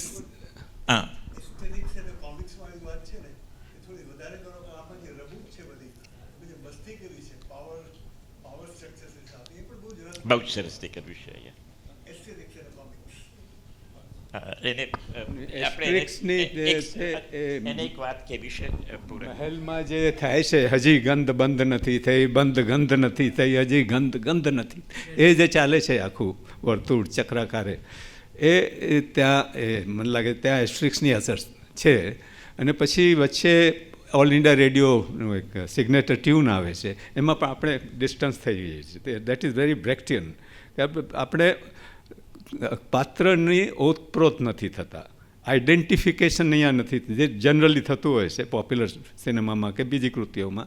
અહીંયા આપણે પાછા હટીને જોઈએ છીએ સાક્ષી ભાવે કે એ જે કૃતિને છેલ્લે એ યુટોપિયાને તોડે છે, કે બે અંત આવે છે અને કે ભાઈ દંતકથાને છોડો તમે, મારું અંત તો આ રીતે થાય, ખરો અંત તો એ હજી એ જે ચાલુ છે એ વાર્તા અનંત છે. તો અનંતતાનો ભાવ જે 3005માં એ ભ્રમ છે આપણો, યુટોપિયા છે કે આપણે રિગ્રેસિવ થઈ ગયા છે. આજે જુઓ તમે કેટલા રિગ્રેસ થઈ ગયા છે. આ ફિલ્મ ધારો કે સેન્સરશિપમાં જાય, સેન્સર બોર્ડમાં, જે ફૂલે ફિલ્મ વિશે જે ચર્ચાઓ સાંભળતા હતા, જાડું પાછળ લટકાવે કાઢી નાખતા હતા સાવરણી, આ ફિલ્મમાં જોઈ શકીએ છીએ 80માં. તો આ રિગ્રેસિવ શા માટે થઈ ગયા? આપણે મોડર્નિટીની વાત કરીએ છીએ, આધુનિકતાની વાત કરીએ છીએ, એટલા આપણે પછાત થતા જઈએ છીએ. આમ શા માટે? આ ફિલ્મને હું પ્રાદેશિક નથી ગણતો, પ્રાદેશિકતાથી ગણે આંબી જાય છે. બધા જે અદાકારો છે, અભિનેતાઓ છે, બધા નોન ગુજરાતી છે. એ પ્રકારની પ્રાદેશિકતા નથી એમાં, અને આની ફિલ્મમાં ધાડમાં પણ નથી. એ પ્રાદેશિકતા અહીંયા પણ તોડે છે. તો આ જે હસ્તક્ષેપની જ વાત કરીએ આપણે, તો એ ચિરંજીવીપણાના લક્ષણો કયા એની ગડમથલમાં મને લાગે છે એકાદ અહીંયા પણ એલિમેન્ટ આવી જાય છે. તો હું તો ઘણી વાત કરી શકું બબની ભવાઈના સંદર્ભમાં, કારણ કે મારે માટે એક ઇન્ટર્નશીપનો પ્રોજેક્ટ હતો. હું જ્યારે કેતન મહેતા સાથે એમના આસિસ્ટન્ટ ડિરેક્ટર તરીકે જોડાયો ત્યારે સૌથી પહેલું જે મને અસાઇનમેન્ટ, મને કામ સોંપવામાં આવ્યું હતું, તે એ ગાળામાં એનો રફ કટ તૈયાર થઈ ચૂકેલો હતો અને સાઉન્ડ ટ્રેક લે કરવાનો હતો. એટલે ઉન્ની કૃષ્ણન સાથે હું ઉહર જે 3/4 ઇંચ રેકોર્ડર હતા, એ રેકોર્ડર લઈને મેં બધી ઇફેક્ટ્સ હવે રેકોર્ડ કરતા હતા. That was my first lesson. એટલે મારે માટે એ શિક્ષણનો એક ભાગ હતો. પણ અપાર્ટ ફ્રોમ દેટ એક વસ્તુ તરફ આપણે ધ્યાન દેવું જોઈએ. વાત સાચી પ્રાદેશિકતાના સંદર્ભમાં પણ કે it's a universal film, everybody knows it, it's a big film. મેં હંસ માટે હમણાં એક લેખ લખ્યો છે, મેં એના વિશે થોડી વાત કરી પણ છે. પણ એક મુદ્દા તરફ મારે ધ્યાન ખેંચવું છે કે ગુજરાતી સમાજે કે ગુજરાતી ઓડિયન્સે કે ગુજરાતી પ્રજાએ કે ગુજરાતી ફિલ્મ ક્રિટિક્સે કે ગુજરાતી ફિલ્મના શિક્ષકોએ વગેરે આ ફિલ્મનો કેટલો અભ્યાસ કર્યો છે, કેટલો ચર્ચા કરી છે, એ એક વિવાદાસ્પદ છે. મને મારા સ્મરણમાં છે ત્યાં સુધી રવિન્દ્ર પારેખે ગુજરાત મિત્રમાં એક બહુ મોટો લેખ એના વિશે કરેલો. એ સિવાય ગુજરાતી ભાષામાં ભવની ભવાઈ વિશે કેટલું લખાયું છે એ મોટો પ્રશ્ન છે. યાસીન દલાલ વગેરે જે બી એ મિત્રોએ ગુજરાતી ફિલ્મો વિશે લખ્યું છે, એ લોકો પાસે સજ્જતા પણ કદાચ નહોતી ભવની ભવાઈ વિશે લખી શકવાની.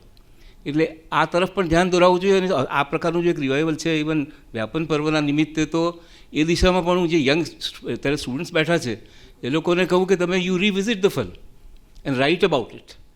એટલે એ રીતે રેકોર્ડ પર દર્જ થવાનું બાકી છે.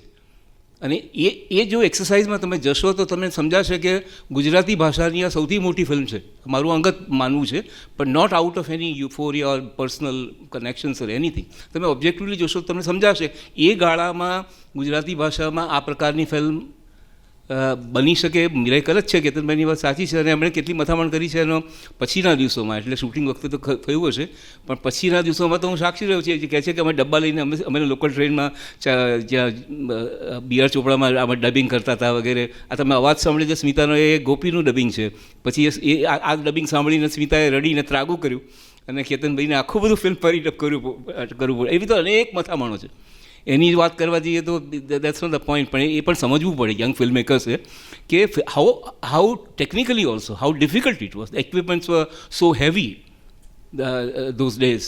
એટલે તમે સાઉન્ડ રેકોર્ડ કરો છો જુદો, પિક્ચર જુદું રેકોર્ડ કરો છો, તમે મોનિટર યુઝ નથી કરતા.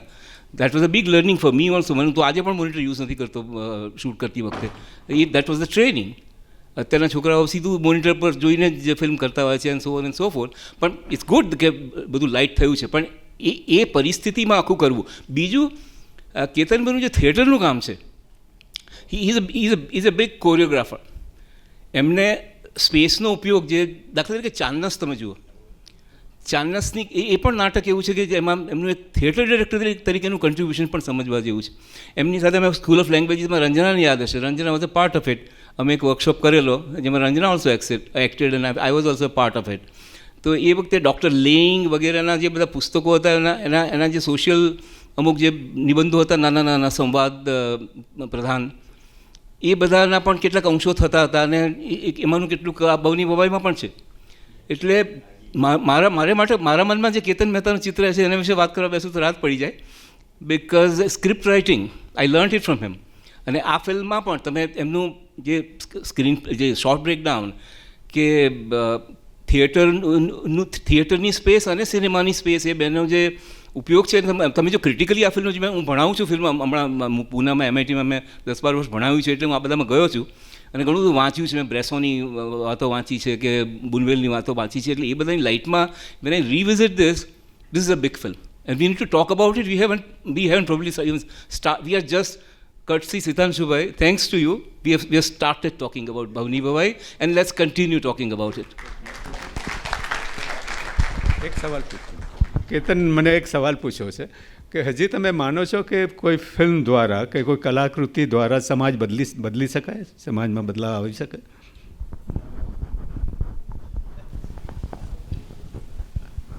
સમય અને સમાજનું ચરિત્ર જ છે બદલાવાનું. અને અમે તે વખતે માનતા હતા કે આપણે ચપટી વગાડીને સમાજ બદલી નાખી શકીએ. હવે એમ લાગે છે કે સમયનો અને સમાજનો એક લય હોય છે અને એ લય પ્રમાણે બદલાવ આવે છે. તે વખતનો કેતન મહેતા અને આજનો કેતન મહેતા, આ જુદો કેતન મહેતા છે, સમાજ પણ જુદો છે. એટલે બદલાવ આવે છે, એનું સમયકાળ કદાચ એક જીવન ચક્રમાં ન ભેરવાઈ શકે. એ જ વાત આપણે આગળ હવે થોડો નવશીલે કરી કે હજી પરિસ્થિતિ એવી જ છે. આ જ વાત કરી હતી એ સૂરમાં જ મેં. હાજી. એટલે આમ તો ખરેખર કમાલની વાત છે કે બધા બહુ નિરાંતે બેઠા છો, એટલીસ્ટ એ પ્રકારનો એક આભાસ તો થાય છે, બહુ સારું લાગે છે. કેતન મહેતાની પાસે થોડી ફરી વાતો થતી રહેશે જ્યારે પરેશની ફિલ્મના અંશો જોઈશું. ધાડના 2018ની ફિલ્મ, એ પણ સહેલાઈથી પ્રાઇમ વિડીયો પર જોઈ શકાય. થોડી ફરિયાદો છે એ જાતના સ્ક્રીનિંગની, જે એનો જવાબ ટેકનિકલી આપી શકશે. તો આપણે ફિલ્મ જોઈએ થોડાક અંશો, પછી પરેશ એની વાત થોડી. અચ્છા, એક સેકન્ડ પ્રબોધભાઈ, સિતાંશુભાઈનો એક સવાલ રહી ગયો વચ્ચે હવામાં. તમે છે રાજાની ઠેકડી દિગ્દર્શન એ રીતે સતત ઉડાવે છે, પેલા ઝૂકીને ઉભો રહે છે તો રાજા અટકી જાય છે, મૂછ કપાવી નાખી છે. એનું અભિનય પણ કેવી રીતે કરાવડાવે છે. The relationship of the filmmaker with power structures is very important. અને એમાં એસ્ટિમેટ એકદમ આવે છે. નહીં, બરાબર. એટલે એકદમ સાચી વાત છે. બેઝિકલી હ્યુમર, હાસ્ય can be used as a weapon.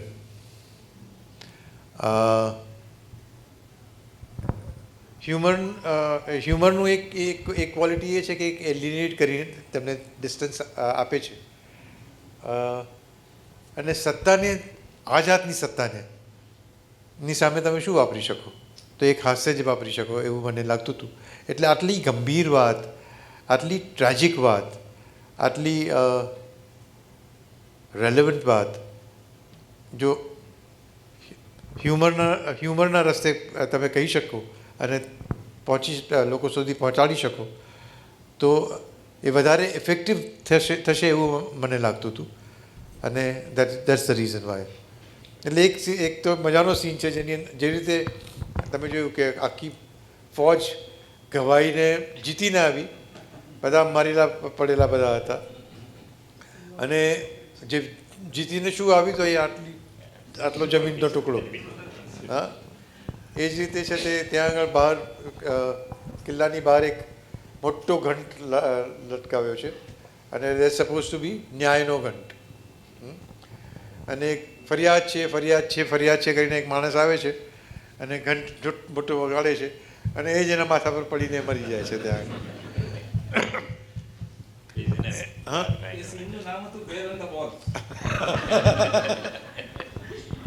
એટલે so yeah, I think humor can be used as a weapon.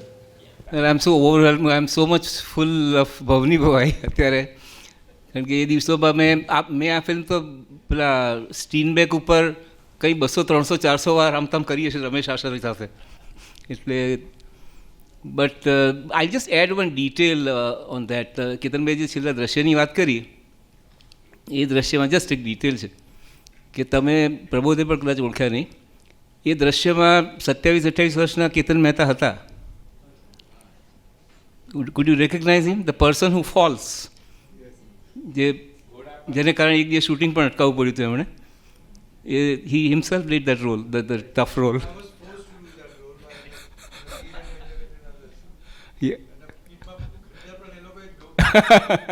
So that was him, Ketan Mehta himself. If you look at it closely, you can recognize him. Anyway, તો ભવની ભવાઈનું હું અલગ એક પ્રકરણ લખું છું મારા પુસ્તકમાં પણ. ધાડ વિશે મેં જે 10-11 મિનિટની ક્લિપ બનાવી છે, એમાં થોડી જે પ્રોમોઝ હતી, એ બે પ્રોમોઝની વચ્ચે મારે જે 2-3 મુખ્ય દ્રશ્યો બતાવવા છે, જેથી ફિલ્મ વિશેની મારી સમજ શું છે એના વિશેની કદાચ મને વાત કરવાની તક મળે, એટલે એ રીતે મેં એડિટ કર્યું છે. તો આપણે જોઈશું. એની પણ પ્રોસેસ ઘણી લાંબી રહી છે, એવરીબડી નોઝ. પણ કેટલીક વાર શું થાય છે કે ફિલ્મની આજુબાજુની વાર્તાને કારણે ફિલ્મ વિશેની ચર્ચા ઓછી થાય છે. એટલે મને આવા મંચ પાસેથી અપેક્ષા એ છે કે આપણે ફિલ્મની અને નવશીલભાઈ વગેરે સાથે હમણાં જે મેં લેસન કર્યું આપણે ગ્રીન રૂમમાં, એમાંથી એ જ છે કે એ દિશામાં આપણે થોડીક ચર્ચા હજુ વધારે કરીએ. પહેલાં ફિલ્મ જોઈએ પછી વાત કરીએ. જે રાજુભાઈ એક 10-11 મિનિટનું મેં, એમાં બધી ક્રેડિટ્સ નથી આવી જતી, ઘણી બધી મિસ થાય છે, પણ એક એટલી જે લોકો ફિલ્મ જોઈ છે એને માટે કદાચ એક તાજું થશે. અને જે વિદ્યાર્થીઓએ નહીં, ઘણા બધા વિદ્યાર્થીઓ જોઈ છે, મારા માટે સદનસીબે વાત કરી.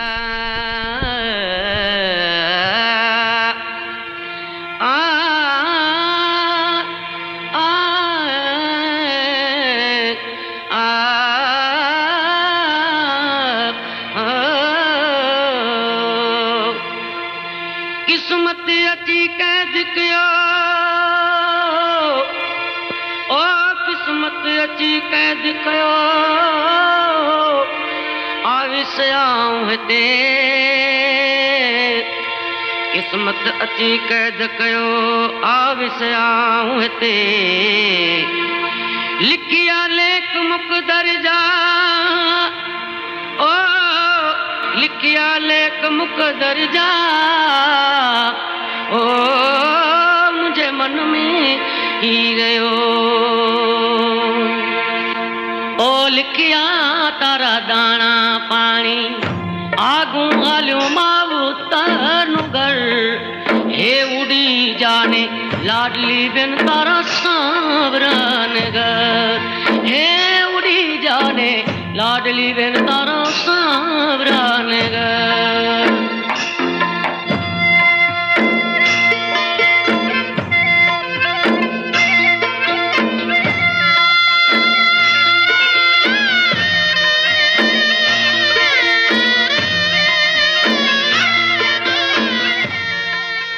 કેટલો ઊંડો ખોલશો હજી?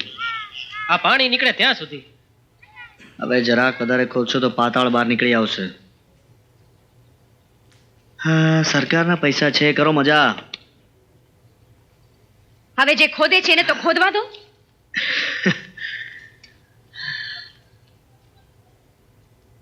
સરકાર પૈસા દે છે તો વાંધો શું છે? પાણી તો નીકળશે. પાણી કેવું ને વાત કેવી. જમીનમાં પાણા હોય તો પાણા નીકળે ને.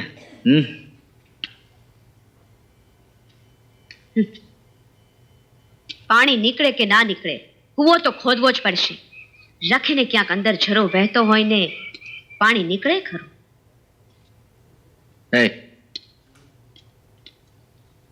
આ બેને શું કામ કામે રાખી? ઈ ધનભાઈ ઈ તો પોતે આવી હતી. ખેલાની કરવાળી મજૂરી ન કરે. પણ છૂટી કર જાને. હે? હા ભલે કહી દે છે ને.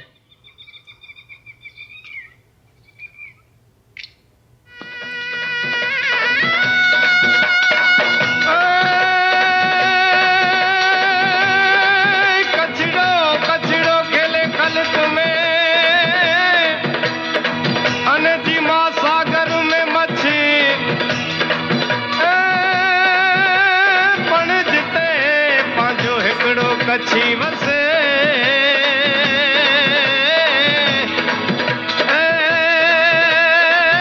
वलावते धियाणी कच्छी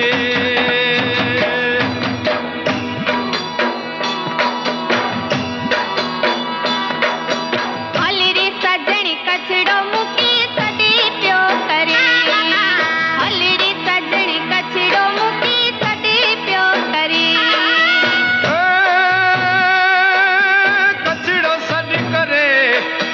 कछड़ो सॾ करे पियो मुंहिंजो हीणो तो जुरे हलरी सजणी कछड़ो मुकी सदी प्यो करे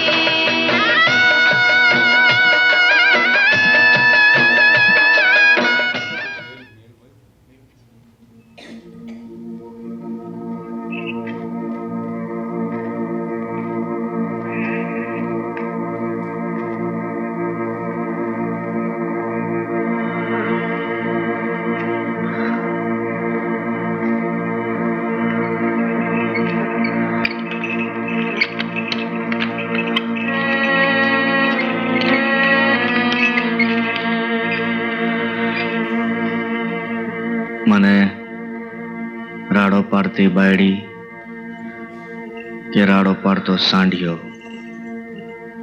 ના ખપે.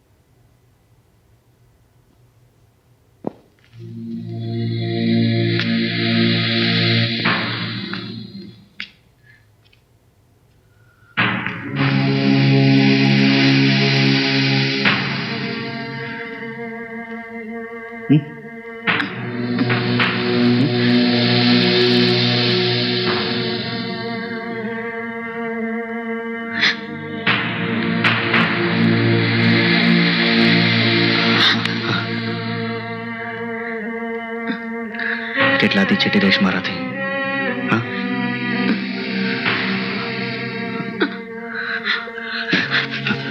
કેટલાથી?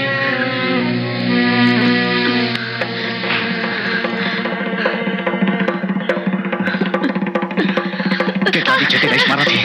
હા,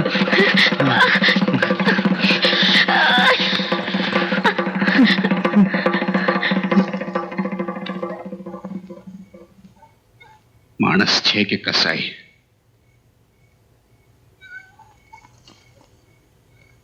ના, પણ ઘેલો એવો માણસ છે માનવા મારું મન રાજી જ નથી.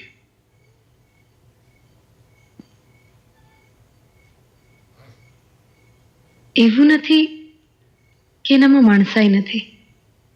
શું?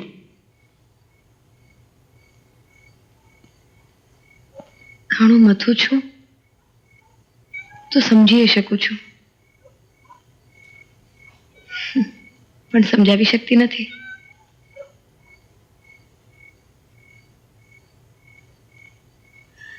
તમે ના એમને સમજાવી શકો? પણ તમે તો કહેતા હતા કે તમે મને છૂટી ન કરી શકો તો કંઈ નહીં, તમે એમને સમજાવી શકો તો એ ઘણું.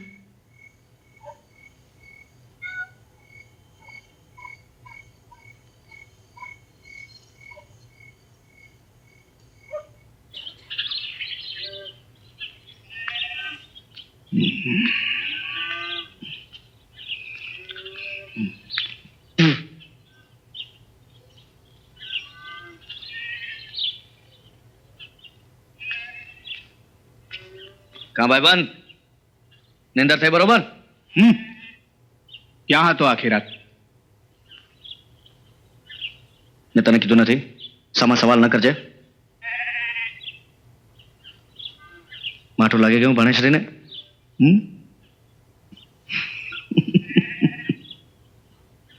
માઠું લાગવામાં હવે કઈ બાકી રહી ગયું છે?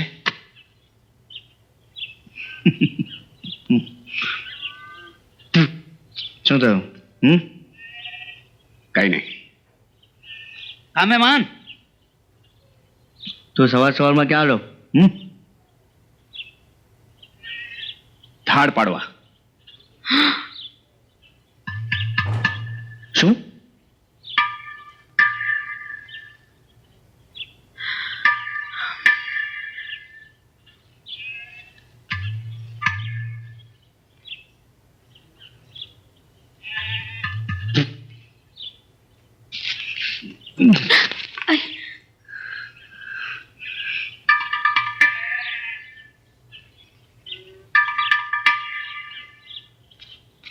હાલો.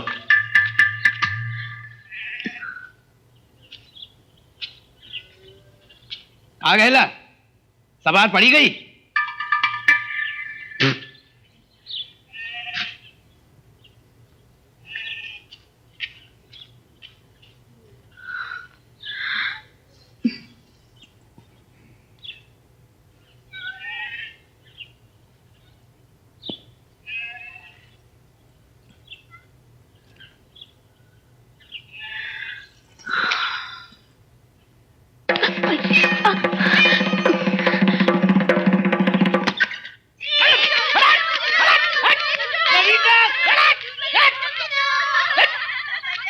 ગાડી દીઠી નહીં ને બઠો નહીં.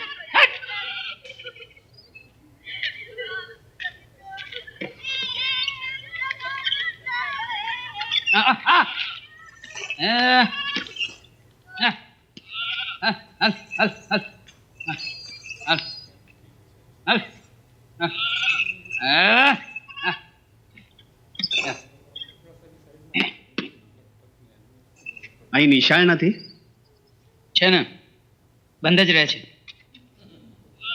માસ્તરને મન થાય તો એના ગામથી આવે તેથી ઘંટ વાગે ના કર રામો રામ. પણ એવું કેમ ચાલે? ચલાવવું પડે મહેમાન. ના ચલાવીએ એટલે ચાલે. એટલે એમ કે નિશાણ નો ચાલે તો ચાલે. એવું કઈ સમજો નહીં. અહીંયા ભણવું કોને છે? માસ્તરને મજા ને છોરોને મજા. કમાલ છે. પણ ભણવું તો જોઈએ ને. હવે તો જમાનો પણ બદલાયો છે જુસફભાઈ. કાંઈ બદલાયું નહીં મહેમાન. અમે જીવ્યા એમ અમારા છોરાએ જીવ્યા છે. અમને કાંઈ ફરક પડતો નથી. તારા બૈરી છોરા ક્યાં જુસફ? દુષ્કાળમાં કામ આવી ગયા.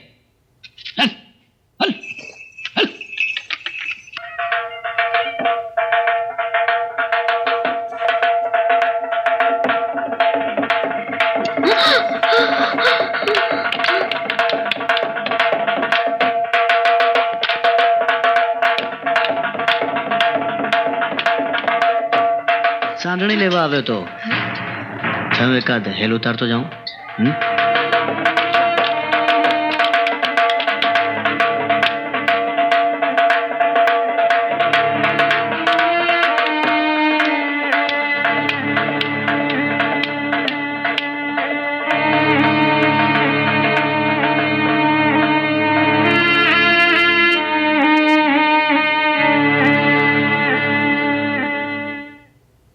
થોડીક વાત હું એની પ્રોસેસની જો કરું તો ધાડ ઉપર કામ કરવાનું શરૂ કર્યું એ જ અરસામાં ઘણા બધા કોઇન્સિડન્સીસ કેટલાક બને એને કારણે આખું એનું સ્ક્રિપ્ટિંગ પણ ઘણું બધું બદલાયું. એમાં સૌથી મહત્ત્વની વાત એ હતી કે મેં જ્યારે કામ કરવાનું શરૂ કર્યું ત્યારે એમના જે સંગ્રહમાં ખરા બપોરમાં જે ધાડનો પાઠ છે એના આધારે પહેલો ડ્રાફ્ટ કરવાનું શરૂ કર્યું હતું. અને એ જ ગાળામાં શરીફાએ જયંત ખત્રીની ગદ્ય સૃષ્ટિ એમના બધી કૃતિઓનું સંપાદનનું કામ શરૂ કર્યું. તો શરીફાએ મને કીધું કે એના આરસીમાં એ ગ્રંથસ્થ થઈ વાર્તા એમના પુસ્તકમાં એ પહેલાં આરસીમાં નામના મેગેઝિનમાં એ 2 ભાગમાં આવી હતી અને એનો આ બંને પાઠમાં ઘણો બધો ફેર છે. એટલે એમાંનો મુખ્ય ફેર એ હતો કે ઘેલાને 3 પત્નીઓ છે જે મૂળ વાર્તામાં નથી. એટલે દેન વી લાઇક દેટ. એટલે અમે 2 વાર્તાઓનો અભ્યાસ કર્યો. વિનેશભાઈએ પણ બંને પાઠ વાંચ્યા હતા અને પછી એ પ્રમાણે અમે કેટલાક એમાં ફેરફારો કર્યા એટલે એને કારણે આખું એનું સ્વરૂપ ઘણું બદલાયું. બીજું કચ્છને વિશે કે અમે લોકો 87માં દુષ્કાળ પડ્યો કચ્છમાં ત્યારે કેટલાક મિત્રોએ અમે એક સંગઠન કર્યું હતું અને ડોક્યુમેન્ટરી કરી હતી, લખપત સુધી પ્રવાસ કર્યો હતો. That was my first exposure to Kutch. અને એટલે કચ્છ વિશેનું એક વિસ્મય હતો એ પ્રદેશ વિશેનું. અને ખત્રી તો વાંચ્યા હતા દરમિયાનમાં આખા. એટલે એનું આકર્ષણ હતું ને એ રીતે એમાં કામ કરવું હતું. અને fortunately Kirti Khatri was an asset for me. એટલે ઘણો લાંબો સમય સુધી એમાં સ્ક્રિપ્ટિંગ ચાલતું હતું. એ ગાળામાં ઘણા મહિનાઓ બહુ ધીમે કામ કરતા હતા. એટલે ઘણા મહિનાઓ આખું કચ્છ અમે કીર્તિભાઈની સાથે હું ઘણું બધું ફર્યો છું. અને કીર્તિભાઈની નજરે કચ્છ જોવું એ ખરેખર લાવો છે. એ હું ઘણાને કહું છું મેં કે પ્રાંતિક પત્રકારત્વમાં આવા કીર્તિભાઈ જેવા ડેડિકેટેડ પત્રકારો બહુ ઓછા હશે કે એ પોતે એમણે ધાર્યું હતું તો એમને દિલ્હીમાં પણ જોબ મળી શકે એટલા બાહોશ પત્રકાર હતા. પણ he chose to stick to Kutch. અને કચ્છમાં એમણે જે પ્રાંતિક પત્રકારિતા કરી જે નાના પ્રશ્નોને લઈને, એટલે પાણીના પ્રશ્નોથી માંડીને બધું જ. દરમિયાનમાં હું કચ્છમાં જવા મળે એ વખતે પૈસાનું જેમ કે તમે કહેતા તેમ પૈસાના પ્રશ્નો તો હતા જ. એટલે હું KMVS સાથે સતત મેં એ 2-3 વર્ષના ગાળામાં KMVS સાથે મેં 3 મોટી સિરિયલો લખી છે. એટલે મારા હાથ લખીને થાકી ગયા છે એટલી બધી. UNDP United nation development project હતો એ લોકોની કુજલ પાંજે કચ્છજી લુબુચાણી બધી હું ગુજરાતીમાં લખતો હતો અને લોકો કચ્છીમાં ટ્રાન્સલેટ કરતા હતા. પણ એના રિસર્ચ માટે પણ અમે ઘણું બધું ગામોમાં ફર્યા છીએ. એટલે કચ્છ મહિલા વિકાસ સંગઠનના કામ સાથે હું જે કમ્યુનિટી રેડિયો ત્યાં અમે ઊભો કર્યો. વી વોઝ ધ પાયોનિયર્સ. અમે 3-4 જણાએ વર્ષો સુધી કામ કર્યું છે. એને કારણે કમ્યુનિટી રેડિયો ત્યાં ઊભો થયો. આ બધું મારા અને દરમિયાનમાં કીર્તિભાઈને એમાં મળતા હતા. હું KMVSના કામે જઉં ત્યાં 2 દિવસ વધારે રોકાઉં. દીપક સાથે પણ ઘણી વાર હું વાત કરતો હતો. આપણે ફોન પર ત્યાંથી વાત થતી હતી. એટલે રિસર્ચની પ્રોસેસ બહુ લાંબી હતી કારણ કે પ્રોજેક્ટ સ્લોલી એ ચાલી રહ્યો હતો. અને પછી ફંડ જેમ લાઇનઅપ થયું ત્યારે એમને 45 લાખ મંજૂર કર્યા હતા. મુકેશ ઝવેરી એ વખતે GMDCના ચેરમેન હતા. એટલે 45 લાખનું અમે બજેટ કર્યું હતું. બજેટનું મને ટ્રેનિંગ પણ કેતનભાઈના પ્રોજેક્ટ્સમાંથી જ મળી હતી કારણ કે બધું ક્લોઝલી એ વખતે બધું વર્કઆઉટ કરતા હતા. એટલે ડેફિનેટલી પરફેક્ટ 45 લાખનું સિંગલ સ્ક્રીન માટે કર્યું હતું. એ વખતે સિંગલ સ્ક્રીન માટેનું જ ડિસ્ટ્રીબ્યુશન મનમાં હતું. અને 15-16 લાખ અમારા પહેલાં આવ્યા અને અમે આખું શૂટિંગ પૂરું કર્યું. અને પછી રાયટ્સ થયા અને મારો બીજો ચેક લખાઈ ગયો હતો GMDCની ઓફિસમાંથી. અને we were about to pick it up. અને એ જ અરસામાં ટાઈમ્સ ઓફ ઇન્ડિયામાં ફ્રન્ટ પેજ ઉપર નંદિતાનું પોસ્ટર હતું. She was holding a play card saying a few words against the chief minister. અને ત્યારથી પ્રોજેક્ટ ગોટ સ્ટોલ્ડ. અને પછીની વાર્તા બહુ લાંબી છે કે ઘણા વર્ષો સુધી. એટલે એમાં that was a very traumatic period for me. 2009 સુધીમાં તો બધા જ માનતા હતા કે આ ફિલ્મ ગઈ છે. હું પણ લગભગ માનવા માંડ્યો હતો. અને નંદિતા મળે ત્યારે મને કહે કે have we really shot the film. કારણ કે એવું ઘણી વાર બન્યું છે. કમલ સ્વરૂપનું પહેલું શેડ્યુલ મને યાદ છે ત્યાં પુષ્કરમાં કર્યું ત્યારે એ લોકોએ શટર ખુલ્યું જ નહોતું અને આખું શેડ્યુલ ધોવાઈ ગયું હતું. એટલે ઘણાને એવો પણ એટલે my integrity was at stake. પણ એ ગાળો ગમે તેમાં અમે ખમી ગયા. અને ડ્યુ ટુ કીર્તિભાઈ stood by me like an elder brother. અને he trusted me, he trusted my work. અને I was confident about my work but finally it has to come out. But thankfully it did. અને ધીમે ધીમે એ રીતે પછી આગળ વધ્યું. પણ એ બધી યંત્રણાઓ પણ છે બધી. પણ એની બધી વાતો તો ઘણી થઈ છે. પણ આજે જે અહીંયા આપણું જે આખું મંડળી જે છે એ મંડળી પાસેથી મને એ પણ જાણવું છે કે એને કઈ બીજી રીતે જોઈ શકાય. અને આઈ એમ હમ્બલ્ડ એકચ્યુઅલી. એમ ઓવરમેલ્ડ. એટલે આ મને આમ એક રીતે શરમ આવ્યું છે. ભવની ભવે આ 2 ફિલ્મો સાથે જોવાય છે. Bhavni Bhave is a great film. As I said it's a universal film. અને પણ there is a lot of learning. મારું બધું what ever film making I have learnt for me Ketan Mehta 3 projects that I did with him, Bhavni Bhavai, Holi, Mirch Masala, they were a film institute for me. અને હું નથી માનતો દુનિયાની કોઈ ફિલ્મ ઇન્સ્ટિટ્યૂટમાં આ 3 ફિલ્મો કરવા જેટલું શિક્ષણ તમને મળે છે. અને I hope I am also working on Suresh જોશીની 3 વાર્તાઓ પરથી પણ કરું છું. I make those film but let's what ever I think we can talk about it. ઓહો,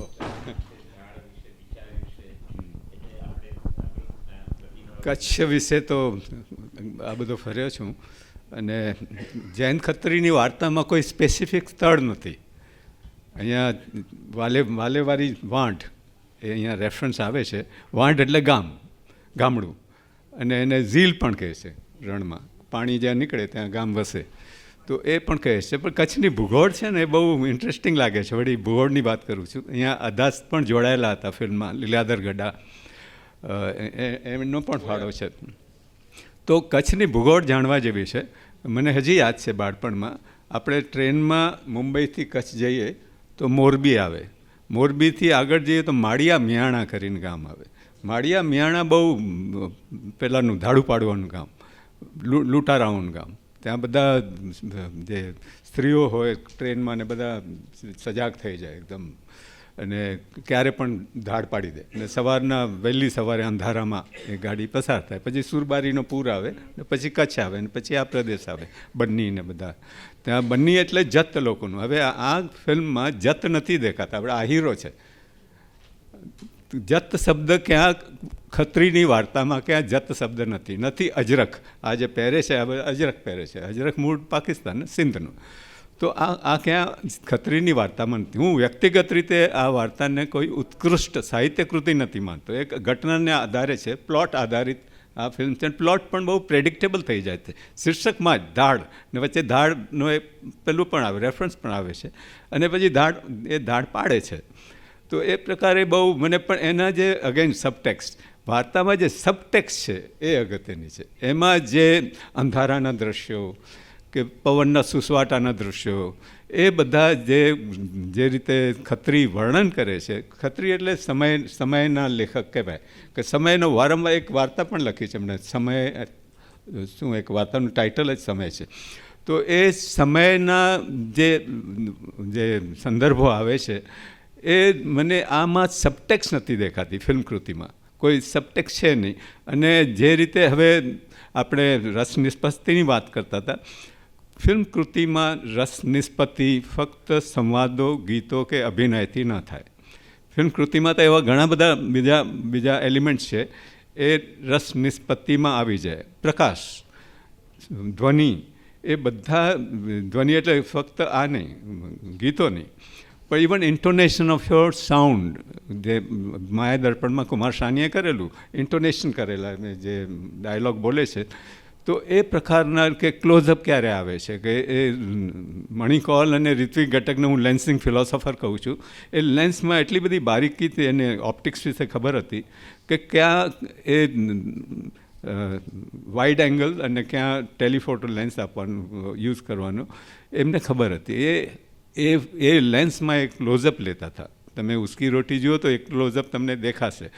એ બાનુને જે કેરેક્ટર છે સ્ત્રીનો. હવે એ પ્રકારે મને આ બેની સરખામણી કરું તો હવે મારી કલ્પનામાં ઇકો ચેમ્બર ઊભી થઈ છે. હવે ઇકો ચેમ્બર હમણાં બહુ જાણીતો પ્રચલિત શબ્દપ્રયોગ છે. આ ઇકો ચેમ્બરમાં જ્યારે હું બે ફિલ્મોને નાખું છું, હવે આ ફિલ્મને પણ હું પોલિટિકલ ગણું છું, પ્રબોધ, એક રીતે. હવે આમાં જે એક ડાયલોગ આવે છે ને વાર્તામાં, અને ફિલ્મમાં પણ લીધો છે, તો એ છે આપણને માથાભારે થવું જોઈએ. ગેલો કહે છે પ્રાણજીવનને, માથાભારે થવું જોઈએ, દુનિયા આપણી સામે નમવી જોઈએ. આ જે વિશ્વને ગુરુની વાત થાય છે એ પ્રકારનો એમાં ટોન છે. હવે એ આપખુદ શાહી, એ રાજા ભવની ભવાઈનો રાજા પણ આપખુદ છે, તાનાશાહ છે. તો એ બેવને હું ભેગા કરું છું આ ઇકો ચેમ્બર્સમાં, આ બેવ ફિલ્મ કૃતિઓને. તો હું આ ધાડને આ રીતે જોઉં, ધારો કે એક પોલિટિકલી, એક આપખુદ શાહીની રીતે, તો મને સાંપ્રત સંદર્ભ મળે છે અત્યારે જે પણ. હવે ગેલો જે છે, એક પણ પ્રશ્ન કોઈ પણ પૂછે તો સામે બંદૂક તાકે છે. પ્રશ્ન એને પૂછી ન શકાય જે આજે પણ એવું કંઈક છે, આપણે જો રાજાને ગણીએ તો પ્રશ્ન પૂછી ન શકો આજે તમે, વાંધો પડે તમને, જોખમી કામ છે. તો આ જોખમી કામ એ સીધો ગેલો આમ બંદૂક તાકે છે, પ્રશ્ન નહીં પૂછવાનો તમને. હવે હું જો આ રીતે જોઉં આ કૃતિને, વાર્તાને પહેલાં તો કે ખત્રી પોતે પ્રોગ્રેસિવ રાઇટર હતા, એમને માર્ક્સવાદી ગણે છે, પણ એ પ્રોગ્રેસિવ તો હતા જ. તો એ જો આ બે ફિલ્મ કૃતિઓને હું સાથે આ ઇકો ચેમ્બરમાં મૂકું અને આ રીતે જોઉં તો મને આ ખુદશાહીની સામે એક એનું પૃથ્થકરણ જોવા મળે. ભવની ભવાઈમાં તો બળવો કરે છે, એટલે આમાં તો પોતે જ બંદૂકથી પોતાને મારી નાખે છે. આ જે ગેલો છે, હા, તો ધીસ ઇઝ વોટ આઈ. એટલે આના રિસ્પોન્સમાં હું જો કહું તો એમની વાતો સાચી છે કે હવે વિદ્યાર્થીઓને બી હું એક તરફ ધ્યાન દોરું કે તમે જો ધાડ ફિલ્મ જુઓ અને વાર્તા વાંચો તો સમાંતર તમે મેઘાણીનું સોરઠી બારવટીયાની પ્રસ્તાવના વાંચો. એટલે બારવટે ચડે છે એ બારવટિયાનું આખું જે કલ્ચર સૌરાષ્ટ્રમાં હતું એનાથી અહીંનું કચ્છનું ચિત્ર બિલકુલ અમૃતે કીધું એ પ્રમાણેનું છે કે એ વખતે ધાડપાડુઓ હતા ત્યાં અને આ રીતે ધાડ પડતી હતી. અને હવે મારું પરસેપ્શન એ છે કે ખત્રી બિલકુલ રિયલિસ્ટિક કેરેક્ટર્સ કે એમના અભ્યાસના અંતે લખાયેલી વાર્તા નથી. આ એમણે ધાડના જે અમે લોકોએ રિસર્ચ કરતા ત્યારે કચ્છ મિત્રના જૂના અંકોમાં એ બધા જોયા હતા કે ધાડ પડ્યાના સમાચારો ક્યારે ક્યારે આવ્યા છે અને રાપરમાં. તો કીર્તિભાઈનું માનવાનું એ હતું અને હું પણ મોટે ભાગે એગ્રી છું કે રાપરના કોળીઓની વાત છે. રાપરના કોળી સંબંધી પછી અમે છોડી દીધું એ એસર્ટેન કરવાનું કે કઈ કમ્યુનિટી છે. એટલે પછી અમારી પાઘડીઓ બી અમે જે વિભાગે જે કામ કર્યું છે અમે રિસર્ચ એ પણ કરતા હતા કે ઓથેન્ટિક એ વખતના 50sનું અચરક ને બધા વસ્ત્રો બધા જે ટેક્સચર પણ બધું ઓરિજિનલ છે. તો એ રીતે બધું એક વેરિસિમિલિટી ઊભું કરવાની કોશિશ કરી. પણ ઓવરઓલ મારે માટે આ ફિલ્મ એક વાયોલન્સ અને સફરિંગ બેનો એક સ્ટડી છે. અને તમે જે કહો છો કે સબટેક્સ્ટનો કે પ્રશ્ન, તો એ મેં એટલીસ્ટ આ ફિલ્મ પૂરતો મેં એડ્રેસ જ નથી કર્યો, કારણ કે મારે એક્ટર્સ થ્રુ જ કામ કરવું હતું. અને હું માનું છું કે એમની બોડી લેંગ્વેજ થ્રુ એક સિનેમાની લેંગ્વેજ છે, એક મર્યાદિત પ્રકારનું સિનેમા હોઈ શકે, પણ આ વાર્તા એ પ્રકારની ટ્રીટમેન્ટ ડિઝર્વ કરે છે એવું મને લાગતું હતું. એ પ્રમાણે મેં એક્ટરો પર પુષ્કળ કામ કર્યું છે. અને એમાં જે બ્રેસોની એક થિયરી છે, ગ્રેસની થિયરી જે કહે છે મણી કોલગણી વર્ષે એમને વાતો કરી છે, એમણે તો થોડું બહુ સિરિયસલી એને ફોલો પણ કરી છે કે ઘણી બધી વાર ટેક્સ કરવાના જેથી રિહર્સ કરેલી એલિમેન્ટમાંથી કંઈક એડ થાય અને એ નવું કંઈક એક્ટર કરે ત્યારે એ that's an okay take for you. તો આમાં એક બે સિચ્યુએશનમાં મને એવો અનુભવ થયો. દાખલા તરીકે હમણાં તમે જે પેલું રઘુનું છે character, you know he is a brilliant actor. એટલે એમને the first thing that Raghu did after he arrived on the set, ત્રીજે દિવસે એમનું શૂટિંગ હતું.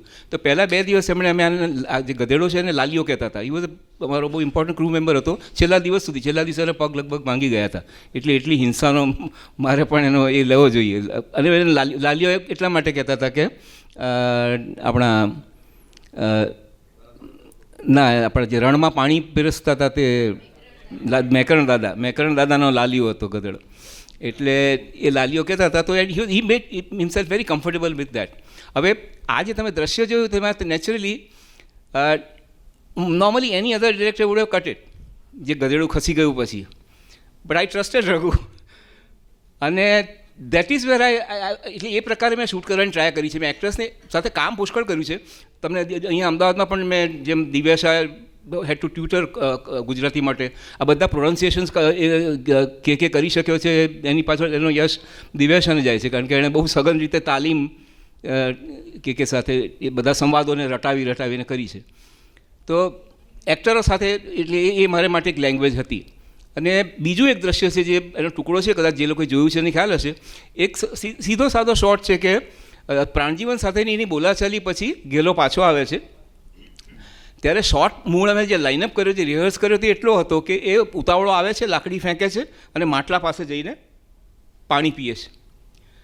હવે અમે શોર્ટ લેવાનો ચાલુ કર્યો, હી કેમ ઇન અને ચાલી આવ્યા. એનો જે half was something that he added I think on the shot, એટલે જુદું હતું. And then he paused and then he was breathing heavily we hold on to the shot and we were just waiting for him to dip the પવાલું અને પાણી પીશે એમ. તો એણે કર્યું અને પાણી એણે માથા પર નાખ્યું. And that was an okay take for us. We never had rehearsed it, never scripted it. Not even he had thought about it. But at that moment he felt like doing that, and that was the real script. જે કોણે લખી ખબર નથી. એટલે જે પ્રેસો પણ આમાં માને છે કે તમે એડ કરતા જાઓ ને પછી સમથિંગ હેપન્સ કે જે એડ કરે છે એ તો કહે છે કે ગ્રેસ છે ઉપરવાળાની and so and so forth. પણ એટલે દેટ વોઝ ધ એફર્ટ. એટલે એ પ્રકારની કોશિશ. મને ત્રુટીઓ તો હું જેટલી જોઈ શકું છું એટલું કદાચ કોઈ નહીં જોઈ શકે. Every film has lots of loopholes અને જેટલા એમાં એ નીકળે એની પણ વાત હું તો વિદ્યાર્થી સાથે પણ હું ઈચ્છું કે there are lots of mistakes. આમ હમણાં મને આમ શરમ આવતી હતી કે પેલું બૂટ પહેરીને ચામડાના બૂટ પહેરીને શું કામ ત્યાં અંદર મેં. But sometimes you miss out. મોટા મોટી કેટલા હાથી પણ નીકળી જાય છે ઘણી વાર. શૂટિંગ ઇઝ સચ અ કોમ્પ્લિકેટેડ પ્રોસેસ. એને બૂટ પહેરીને શું કામ મેં જવા દીધો છે મને અત્યારે બહુ દુઃખ ખોટું લાગતું હતું. પણ એનીવે દેટ ઇઝ ઇટ. તમને આ વાર્તા કહેવાનું આકર્ષણ કેવી રીતે થયું અને કયા સંજોગોમાં? See, I've been writing short stories, I've read literature, I've studied literature. So વાર્તા તો ઇટ્સ લાઈક અને કેતનભાઈ પાસેથી બી અમે જે સ્ટોરી ટેલિંગ મેં જેમ કીધું એ પ્રમાણે થિયેટરમાં કેવી રીતે વાર્તા કહેવાય અને પડદા પર કેવી રીતે વાર્તા કહેવાય, he is my guru. And I have read lots of his scripts which are still not out in the light. ગર્ભિત એમની ઘણી બધી સ્ક્રિપ્ટ છે એના પાછલા પાના પર અમે કામ કરતા હતા. ગર્ભિતની સાયક્લોસ્ટાઇટ સ્ક્રિપ્ટના પાના બધા હતા થપ્પા. એ વખતે આપણી પરંપરા હતી બધું પાછલા પાના પર કામ કરીએ. તો એમાં પાછલા પાના પર બધું રફ કામ કરતા હતા. વર્ષો સુધી કેતનભાઈની નોટ્સ લીધી છે એમના એ. So story telling for me was I belong to it. That was it was a coincidence. See, we were waiting. Every filmmaker wants to make a film. અને ઘણી બધી ફિલ્મો મારા મનમાં હતી. દાખલા તરીકે નિસ્બત પર કેતનભાઈએ કામ કર્યું હતું પણ એ કરવાની મને ઈચ્છા હતી. પન્નાલાલની એક વાર્તા છે. સો એની પર પણ ઈચ્છા હતી. લાગણી રઘુવીરની મને ગમતી હતી. બીજી હું પોતે પણ ઓરિજિનલ કેટલીક સ્ક્રિપ્ટ્સ પર કામ કરી રહ્યો હતો. વી વર વેઇટિંગ ફોર ધ ફાઇનાન્સ.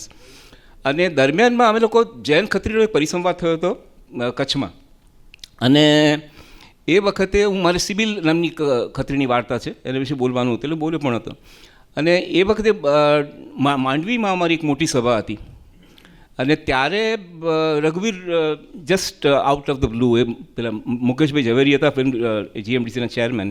એટલે એમણે કીધું કે આઈ વિશ કે ખત્રીની, કારણ કે આખો પરિસંવાદ ખત્રીની વાર્તાઓ વિશે હતો એટલે 3 દિવસ અમે ખત્રીની જુદી જુદી વાર્તાઓ વિશે બધા દિનેશભાઈ હતા, ઘણા બધા લેખકો હતા, બોલતા હતા, વાતો કરતા હતા. સો હી પ્રપોઝ કે why should Paresh make a film on Dhaad. અને દેન કીર્તિભાઈ જમ્પ્ડ એટ ઇટ. સો કીર્તિભાઈ ટોલ્ડ મુકેશભાઈ કે હું આઈ મેક અ પ્રોજેક્ટ. અને હી ઇઝ અ જર્નલિસ્ટ. જે ગુડવિલ છે કીર્તિભાઈની હતી કે કીર્તિભાઈ કે એટલે કોઈ ના પાડે એટલે હી મેડ પ્રોજેક્ટ. એટલે ધ જીએમડીસી વોઝ કન્વિન્સ્ડ કે આપણે આટલું ખનીજમાં જીએમડીસીમાંથી કાઢે છે તો ખત્રીએ તો ચાલીને લોકોની દબાવો કરી છે. માંડવીમાં રહેતા હતા અને ગામોમાં ગાડીઓમાં ગરોડા ગાડીઓમાં જઈને એમણે પેશન્ટ સાથે કામ કર્યું છે. સો એમનું કામ હોય કોઈ ના પાડે. સો that's how Mukesh Zaveri took it up. અને એમણે 45 લાખનું એમણે કીધું કે જસ્ટ ગો હેડ. પણ પછી આખી એનો જે પ્રોફાઇલ બદલાયો પ્રોજેક્ટનો. Oh yes, it did.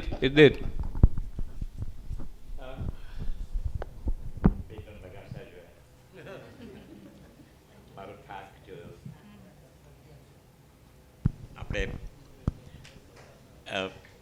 અહીંયા વાત પૂરી કરીએ છીએ બરાબર. નો આ સમાપનમાં વાત પૂરી કરવામાં મને એક તુક્કો આવ્યો છે. લલિતભાઈ તો નથી અમે હજુ અહીં, પણ એ તુક્કો એમના સુધી પહોંચાડવા જેવો છે. આપણે એક વિચાર કરી શકીએ રિટ્રોસ્પેક્ટિવ, કેતન મહેતા રિટ્રોસ્પેક્ટિવ. યસ, એમાં કસ્તુરબા જોવા મળશે, વલ્લભભાઈ જોવા મળશે. એમાં મને બહુ નહોતી ગમી એવી પણ થોડી ફિલ્મો જોવા મળશે. પણ કેતન મહેતાની હોલી મને પોતાને અંગત રીતે ખૂબ ખૂબ રસ પડે. એ છોકરાઓને લઈને એ પછી બધા છોકરાઓ કંઈક કરોડપતિ પણ થયા છે થોડા એમાંના. એટલે all the way Mangal Pandey I mean just E went on. હવે એની પોતાની વાત એ વખતે કેવી રીતે કરે છે બહુ જ રસ પડશે ને રિટ્રોસ્પેક્ટિવ જેવું કંઈ થાય તો આઈ થિંક અને માયા મેમ સાહેબ સિતાંશુની સ્ક્રિપ્ટ છે એવું બધું. હજી એક સવાલ ઊભો થાય છે કે કાંતિલાલ રાઠોડે એક જ ફિલ્મ બનાવી કંકુ ગુજરાતીમાં, કેતન મહેતાએ એક જ ફિલ્મ બનાવી ગુજરાતીમાં, પછી હિન્દીમાં ચાલ્યા ગયા. એ શા માટે થયું? એને નક્કી કર્યું હું મુંબઈ આવી જાઉં છું ને આને નક્કી કર્યું કે હું તમારી સાથે નથી આવતો, એવું એને લખ્યું છે.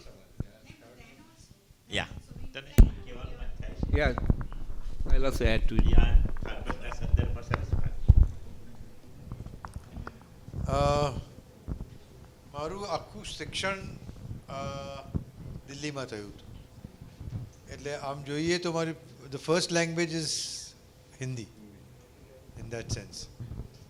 અને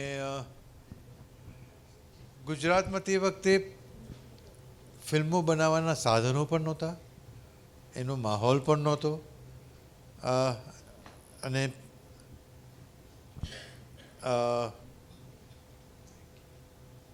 આની એડિટિંગ પણ અમે ફિલ્મ ઇન્સ્ટિટ્યૂટમાં કે કંઈ જઈને કરી હતી આખી ફિલ્મ. અને તે જ વખતે મહેશ એલકુંચવારનું નાટક વાંચવા માટે મળ્યું, હોલી કરીને, અને એ હોલી હિન્દીમાં કરવાની વાત આવી, અને ભાષા સાથેનો સંબંધ તો હતો જ, એટલે હોલી હિન્દીમાં થઈ અને એના પછી એક ફિલ્મો બનતી ગઈ. એટલે લાભો મળ્યો નથી ગુજરાતી ફિલ્મ પર. હવે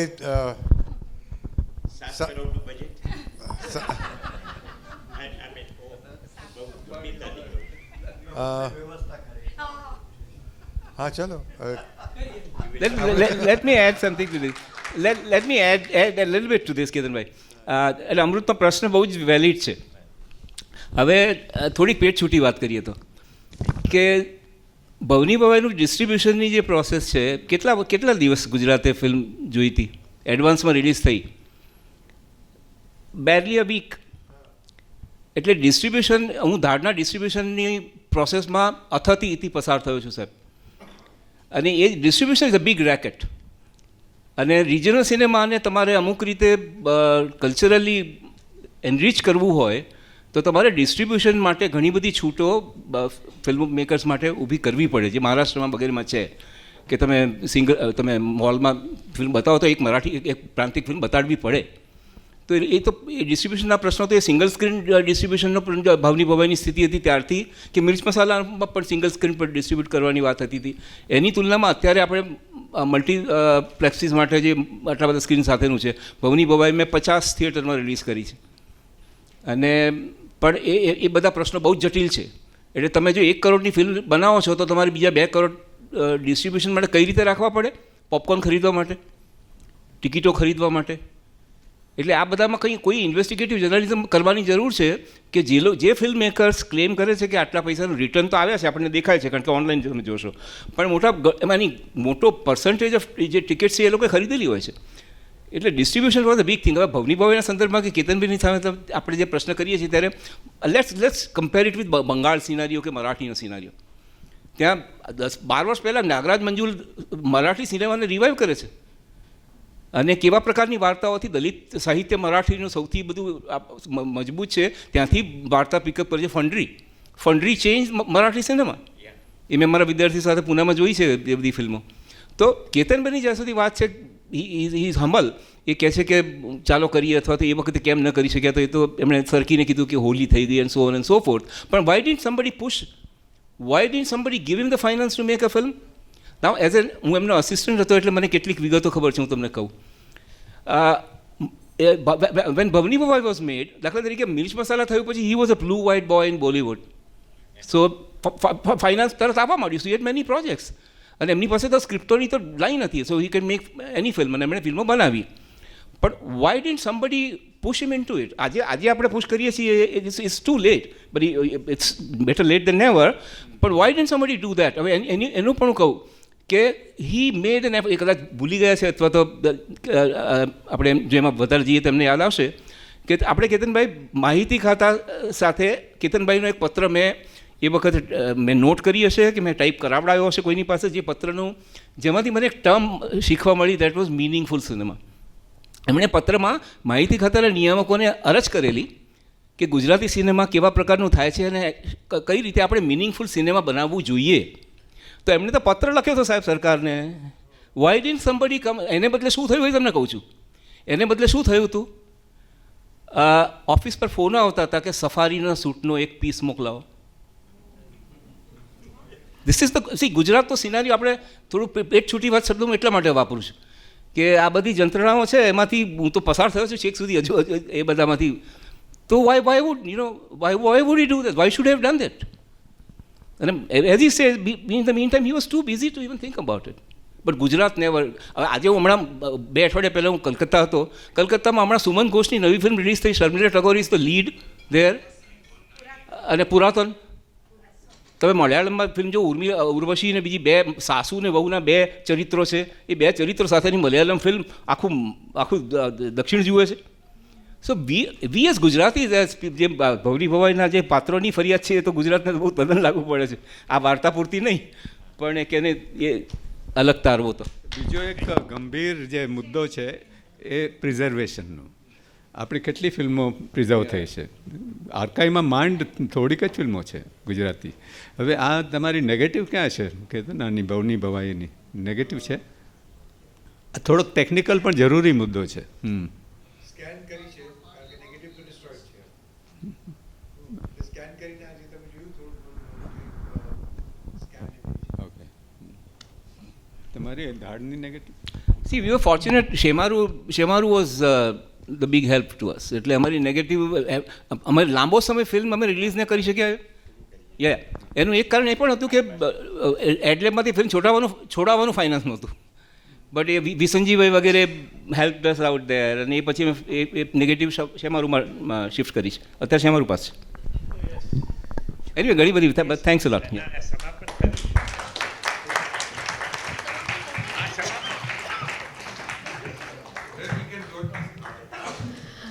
શમી સાંજના શમિયાણાનો આ પહેલો મણકો. આવનારા સમયમાં બીજા મણકાઓ આવતા રહેશે. હું ઈચ્છીશ કે આપણે કેતનભાઈનું તાળીઓના ગડગડાટથી આભાર માનીએ. કેતનભાઈ, પરેશભાઈ, નવશેલભાઈ, પ્રબોધભાઈ, આપ સર્વ અને અમૃતભાઈ, આપ સર્વનો ખૂબ ખૂબ આભાર.